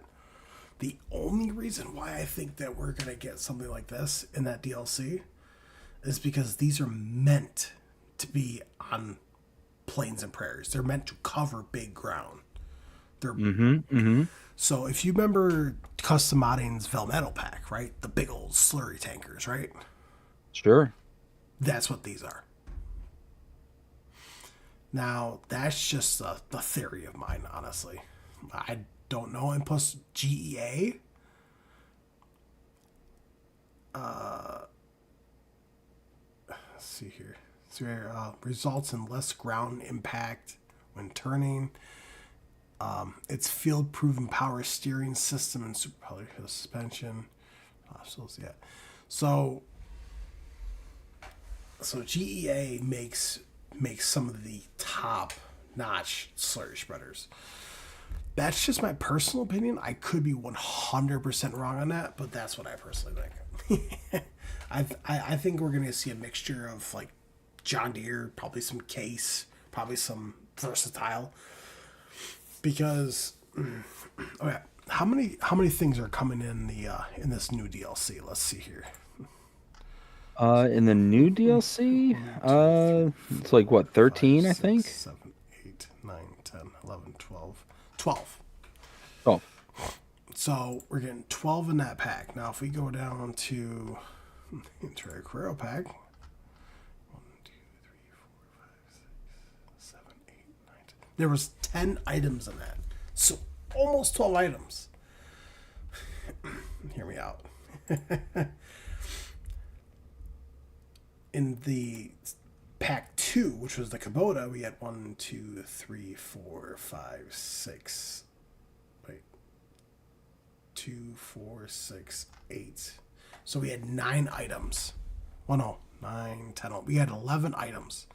I think we're going to see probably about anywhere between 12 and 15 items.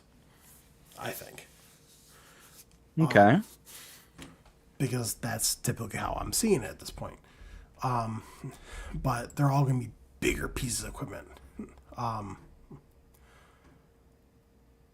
Now, if I go back, and the pack 3, which is a line of stars, then pack 3 for year 1 season pass for FS22 was the Vermeer pack. That came with 1, 2, 3, 4, 5. That came with 5 different items. So I think that we're probably going to see probably anywhere between 6 and 8 items, I think, in that pack. And I think it's going to be about the same price. Now, as for the Platinum, of course, or the Premium, or the expansion, of course, we're going to get a new map, which is about usual. But the Volvo one, is 1, 2, so you're 2, 4, 6... 8, 10, 12, 14, 16, 18, 20, 21, 22, 23, 24, 25, 26, 27, 28, 29, 30, 31, 32, 33, 34, 35, 36, 37,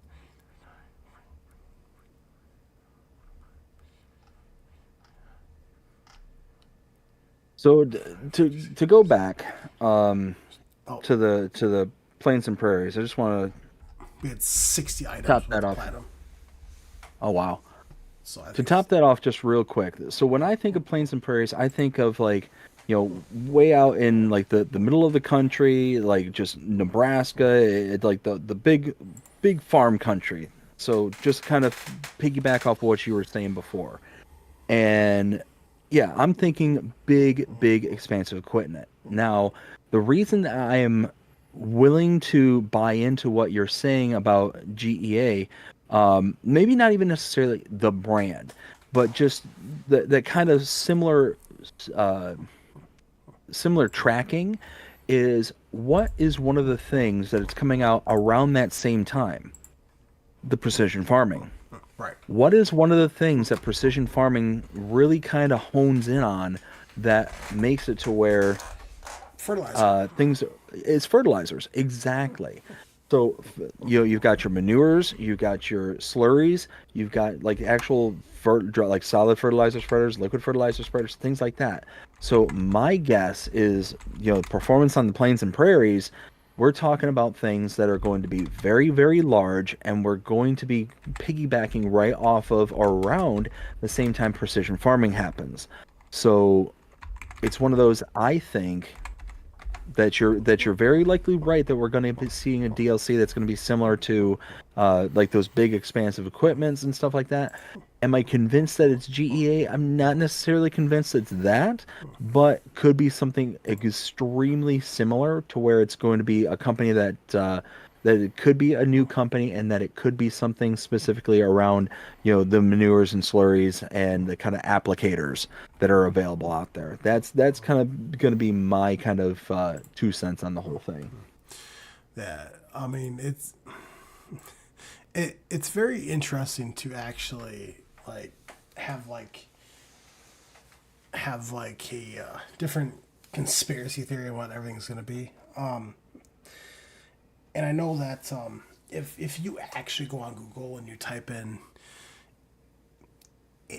innovative machinery, you know what popped up? Oh, I bet you it was the Nozak The next act. That's what popped or up. Nexac, sorry. That's exactly what popped up. So that's why my very first thought was that. And if you type in plains and prairies, or even you type in performance on plains and prairies, I mean, yeah, sure, you're going to get links to the Farming Simulator page and all that. But if you go to photos, I mean, sure, you're going to see like prairies and big old open plains. But one of the very first things I saw was slurry spreading. I saw big tractors. I saw big equipment. So it's going to be very interesting to see what comes in that DLC, though, because I think that one's more focused towards American players. Yeah, which again, that would make sense. Again, when I hear plains and prairies, I immediately think of, the middle of the country here in the United States. I don't think of a whole lot of places outside of the United States that would be very like quintessential plains and prairies. At least that I can think off the top of my head. So, and that might be my American bias speaking, but that's just off the top. So Yeah. it's just one of those. I'm thinking we're gonna get, like you said, some big equipment, and I think it's gonna be something that's gonna piggyback off of of precision farming. Yeah. I also had someone I was talking to the other day that plays Farm Sim as well. Somebody that came into the to the travel plaza, so we were just talking about it. That's wow!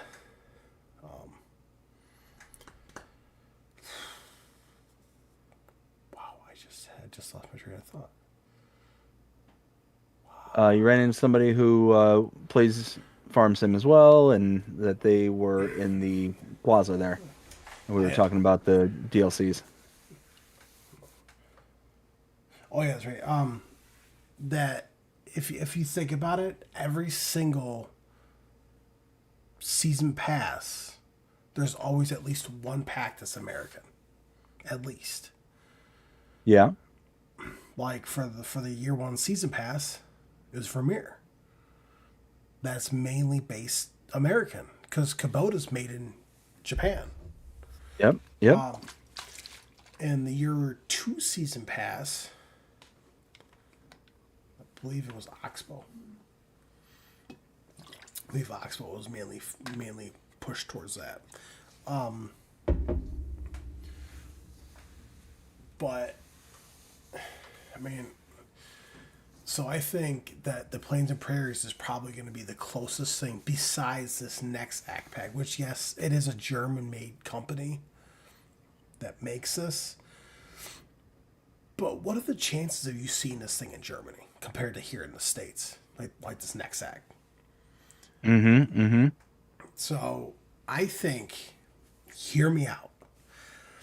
I think the year one season pass for this season is going to be focused more on American style stuff to a certain degree, but not the expansion. I think the expansion is more going to be focused on the UK stuff. I mean, yes. We go down here. Like, where is it? Like, Weanoff, that's not an American brand. Everett Egg Rope, that's not American. Vaderstead, that's not American. These are all German mates. Eyenbach. The only American brand that's on here is Daman. That's the only American brand. So I think they're actually pushing for more American brands, I think. So that's just my personal opinion. Well, at this point, it's as good a conspiracy theory as any. Right. All right. Let's move on because I know that we can just talk about that all day. The next thing is Giants did release the magazine, number 8, magazine issue number 8. So if you want to go and read that, it basically just talks about everything about Farm Sim, about what has happened, what's coming up, about and it shows like from like photos from every single game.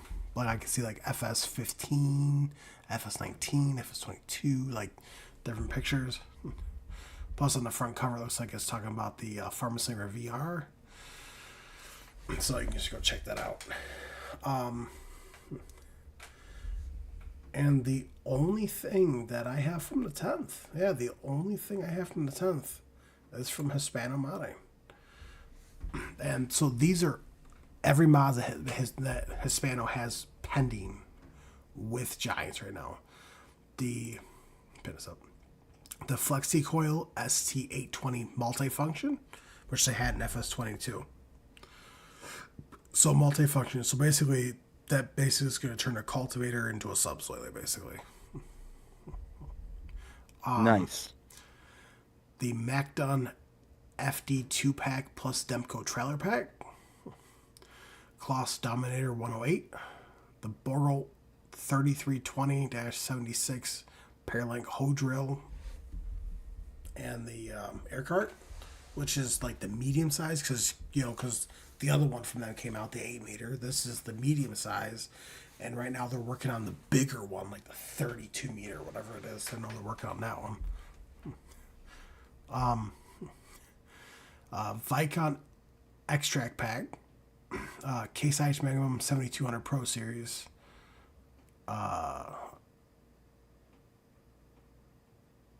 I'm probably gonna pronounce this, but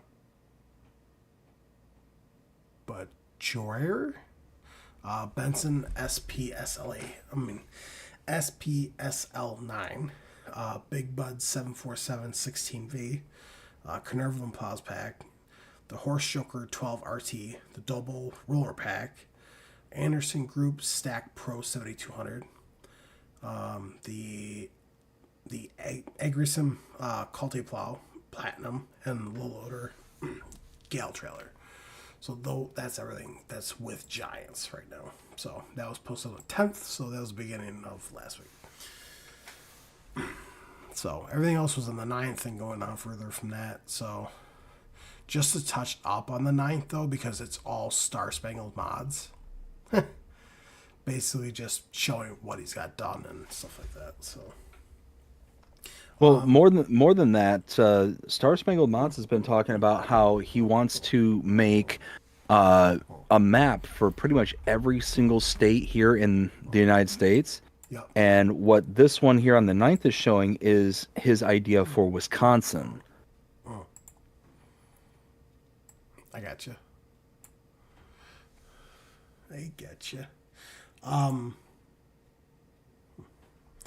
Now I know. So that guy that I ran into, he also had a big theory. I told him it was a far-fetched theory, but it was a pretty good theory. Let's hear it. So the plains and prairies, right? Mm-hmm.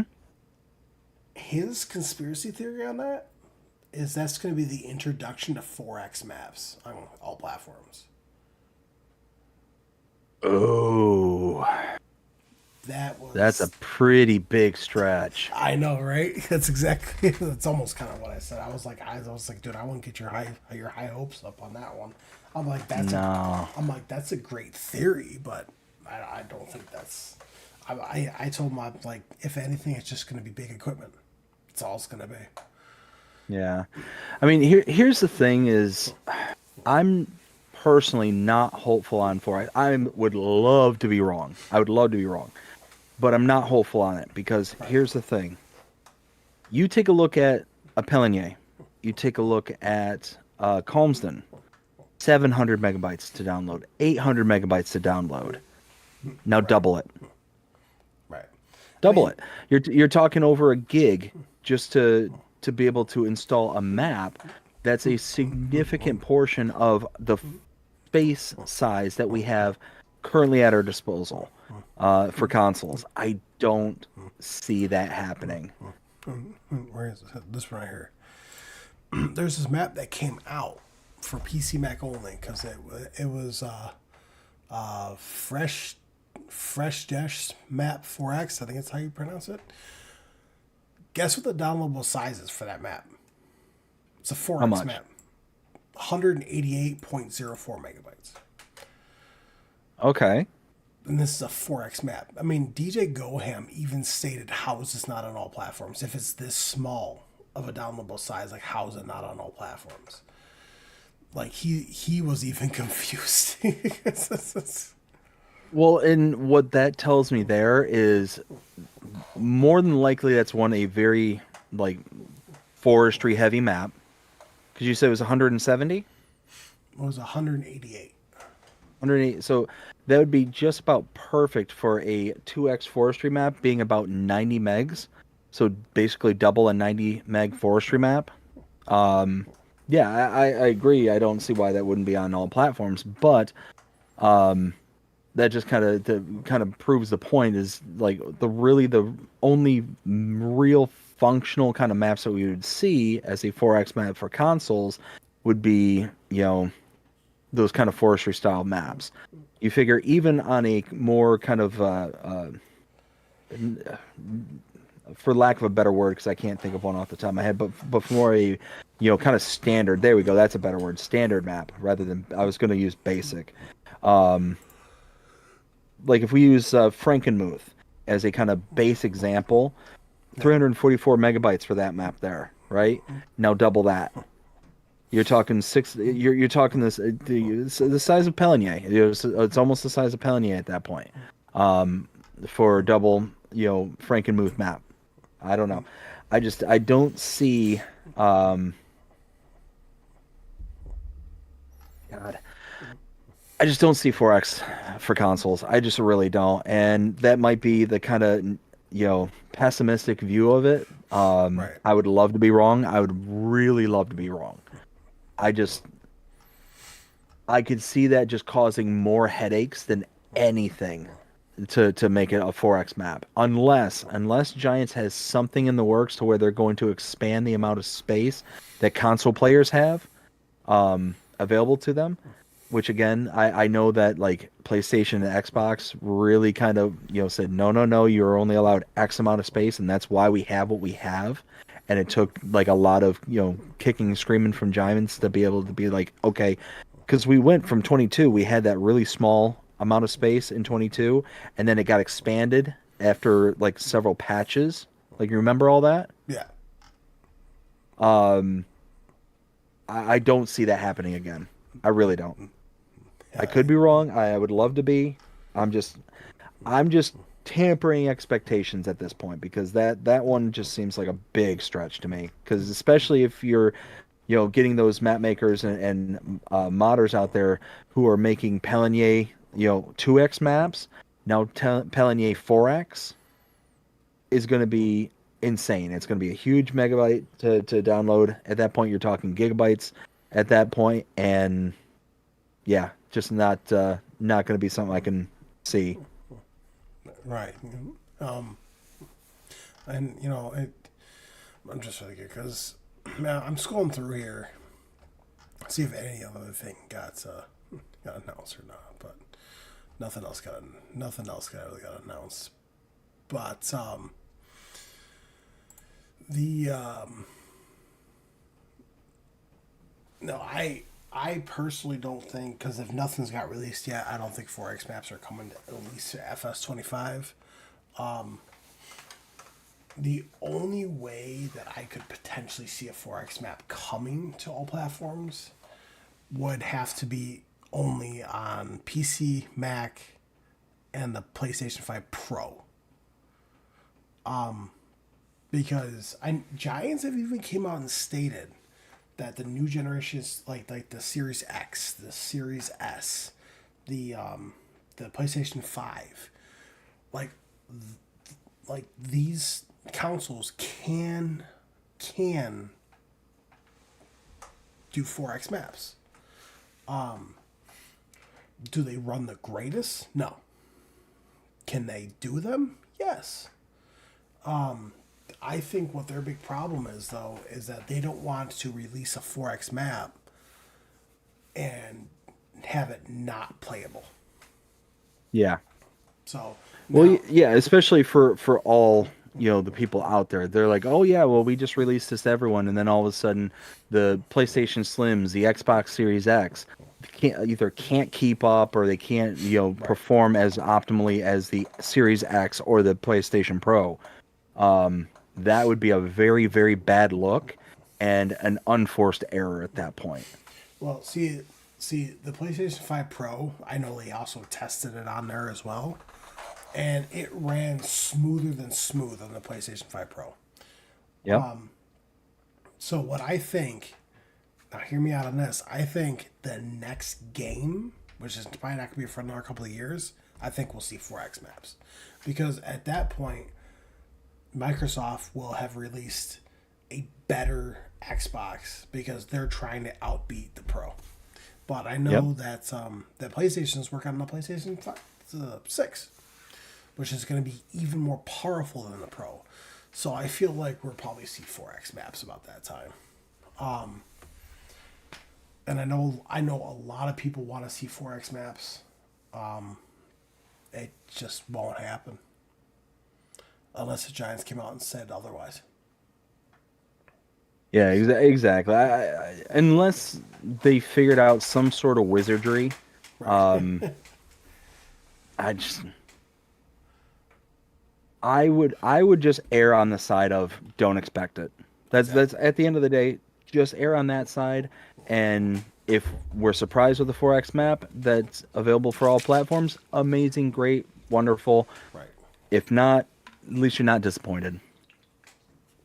Well, because I know in FS22 we had a 4X map released that was on PC, Mac, and the new gens, which is PlayStation 5 and Xbox Series. Yep. But it was because originally it came out on all platforms, and then I know PlayStation 4 and Xbox One players were complaining about this map crashing constantly. So the map maker went out and put it as new gen only with PC and Mac. So then when I got updated, that's what it went to. I played on that map. Yes, it was playable, but the amount of it wasn't even my internet connection. I thought maybe it was my internet connection because I kept like jittering a lot, and it was just having a tough time focusing and bringing everything in, and I'm like, it's like a lot of the shaders and stuff like that just weren't filing, I guess, if that's the right word for it. Weren't composing properly. So, I mean, like I said, it was playable. It was. I didn't play it. I played it for 2 seconds, and I realized that I would not be happy with the map, so I didn't play it again. But that was the very first time we ever got a 4X map. And I think after that happened, I think the Giants were like, no, at least not yet. Yeah. And I keep saying it. I would love to be wrong. I would absolutely love to be wrong. But I'm just I'm keeping my expectations on that extremely low, because, like I said, I would much rather be surprised in one direction than, surprised in the other. Right.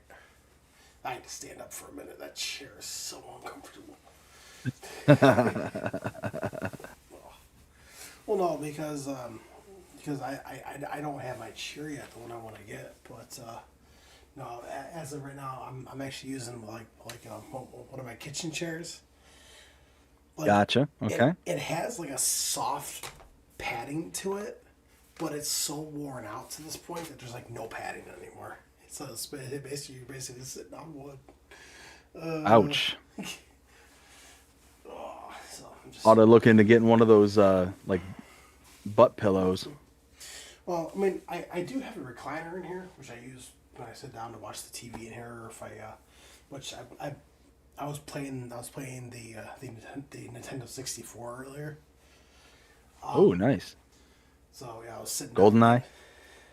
Donkey Kong, Ah, there you go. and then and then Bree came in and she wanted to play, she didn't want to play Donkey Kong, so we just played Star Wars Pod Racers. Oh, there you go. Yeah, after 2 games, she stormed out. She said, "This stinks," because she kept losing. and and so I ended up turning it off. And she came back in. She goes, "I challenge you to a game of Monopoly." I'm like, "Why? Because you lost yesterday?" She goes, "Yes, I want a rematch." Dude, she whooped me so bad. It wasn't even funny. Like, dude, she got so lucky because she landed on chance, right? Mm-hmm. I shuffled those cards very well. You know what the very first card was? Uh-oh. Advance to Boardwalk. Uh, So, yeah, so she got Advance to Boardwalk, so she bought Boardwalk, and then she landed on chance again, and that said Advance to Illinois Ave. So she went all the way down to Illinois Ave. She rolled just shy of go to jail. And then she rolled just the perfect dice and landed on Park Place. I'm like, you gotta be kidding me right now. And then probably at least 5-6 turns later, she had hotels up, and I'm like, yeah, I'm done. oh yeah, that definitely sounds like a good thumping right there. Yep. Oh man, I tell you what. So a little funny story. My wife's side of the family, they are cutthroat when it comes to Monopoly. Like Oh, absolutely cutthroat. It's gotten to the point where I cannot play with her father. oh, My father-in-law is so insanely competitive, but at the same time, his daughters are so fiercely loyal to him that if they start to lose, they start selling off all their things at extreme discounted rates to him oh, jeez. because they have to see him win, kind of thing. So if they have no chance, they're like, okay, here you go, and just start handing him stuff. Oh, It's jeez. like, wait a minute, what the heck is going on here? What's going on here? Somebody needs to explain it to me. Oh my goodness. Yeah, it's bad. It's really, really bad. Is it still Yo, it's still snowing here. Woo. Ugh. Yeah, Like I said, like I said, I won't tell you what it's going on down here. they I mean, because well, see, we're supposed to get 12 plus inches of snow. So we're supposed to get anywhere between a foot and 3 feet of snow by the end of today, because today's Monday. Oh, today's Monday. Great. A, I don't have to work, and B, hopefully new mods. Ha ha ha. Oh, dude, I drank that G Fuel and now I'm awake. Hey, I warned Bree. I told her right off the bat. I'm making G Fuel. I'm gonna be streaming. She goes, okay, I'll see you in the morning. So did you see? I got another Farm Sim talk scheduled for tomorrow? Yes, I did. Yes. Looking forward to it. It's actually somebody I hadn't heard of before a few weeks ago. So it's definitely going to be an interesting one. Nice, nice. For those who haven't seen the announcement, it's a fellow content creator called With the Stovers. If you're not familiar with them, go ahead and check them out on YouTube. With the Stovers on YouTube. Yo, it kind of reminds me of uh, with the Robinsons. The movie. The movie. You know? Yo, I was actually caught off. I was caught off by surprise the other day because I was playing Farm Sim and then Bree asked if she could play it. I was like, huh? And she was like, yeah, I want to play. Did you look at her and it's like, who are you and what have you done with my wife? No. No. I looked at her. I'm like, sure, here you go. So I handed her the controller. Not even 5 seconds later, I ripped the controller out of her hands, and I'm like, you can play once you learn how to play. And she goes, why? I'm like, why? I went up in the air, like in the build mode. Dude, I should have taken a screenshot of it. I should have. She literally did donuts, basically, like circles in my cornfield. Oh no, crop destruction turned on. Yeah. And Aw. yo, the worst part too is that it was with the dirt bike. What? So she was literally driving around on the dirt bike, and then she really gave me like those puppy eyes, kind of like please, like I want to play again. So I'm like listen, I was like listen, I play realistically. This is how I'm playing. You just messed up my crops. Don't mess up anymore.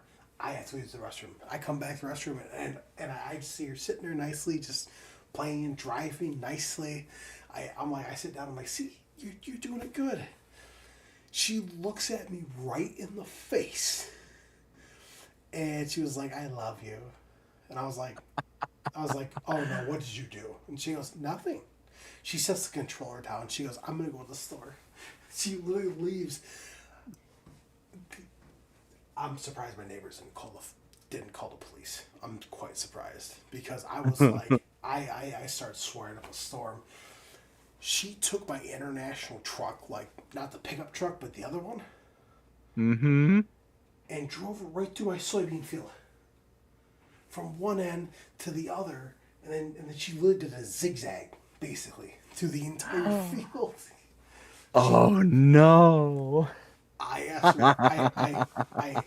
I asked her what happened. You know what her excuse was? It lagged. I'm like, first of all, it did not lag. She was like, it lagged for me. I was like, no, it didn't. It did not lag. Like, the router's right there, the thing's right there. There's no way on earth that it lagged. No way. So, I'm like, you know what? That's it. I'm done. I'm not letting you play this anymore. And she goes, okay. I'm like, See, where you messed up was letting her go on your save game. That's where you messed up. well, no. Here's the thing. I even offered her at the very beginning to even pull up a different map so she could play it, and she goes, no. This is fine. So I put all my faith and trust because that's what a couple is supposed to do. Put their faith and trust in each other. Not in video games. What did you learn? Especially not with someone who's big into video games compared to someone who's not. Well, like I said, what did you learn? Never trust women. BDD Gaming does not endorse the statements that have just been made. No, I'm just playing with you guys. No, no. I mean, I had to explain to someone I work with because she was complaining that her boyfriend, I'm not gonna say any names, but complaining that her boyfriend was too more focused on playing video games than spending time with her. And then I asked her, I'm like, well, does he spend any time with you? And she goes, well, yeah, he spends some time with me. I'm like, So you expect him to come to work every single day except for 2 days a week. He spends one day with you for a couple hours, and then for the rest of the day and somewhat into the next day, he wants to play video games and you're going to complain about it? And she goes, well, yeah. I'm like, listen, guys who gamers, especially guys who are gamers, you need to allow them to game, because if not, you're going to feel the wrath. I'm like, you just need to understand that. And I even explained that to Bree too. I'm like, listen, I like to play video games. That's what I do. You know, I make sure I balance it out perfectly to the point where I go to work, I come home, I spend time with her. You know, I always make sure I always have time for her, but I also have time for my video games. See, Sundays is the one day that she knows that I stream, and she's perfectly fine with it. So, so you know, it's, I don't know.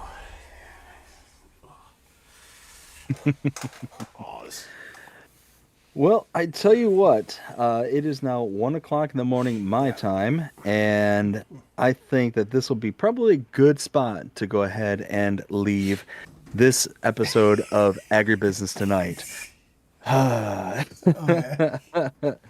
But hang on there for a while there, Will, and I'll go ahead and just catch you on the other side of this sign off, all right? All right, sounds good.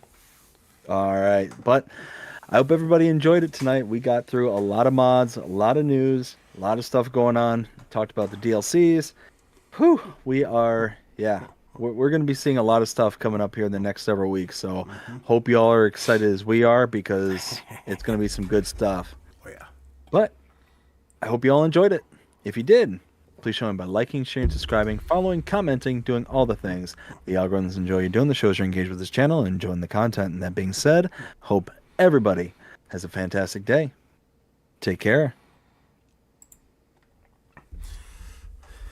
All right, guys. Wow. Well, I think we're gonna end it here. Just like what BDD said, we're gonna end it here.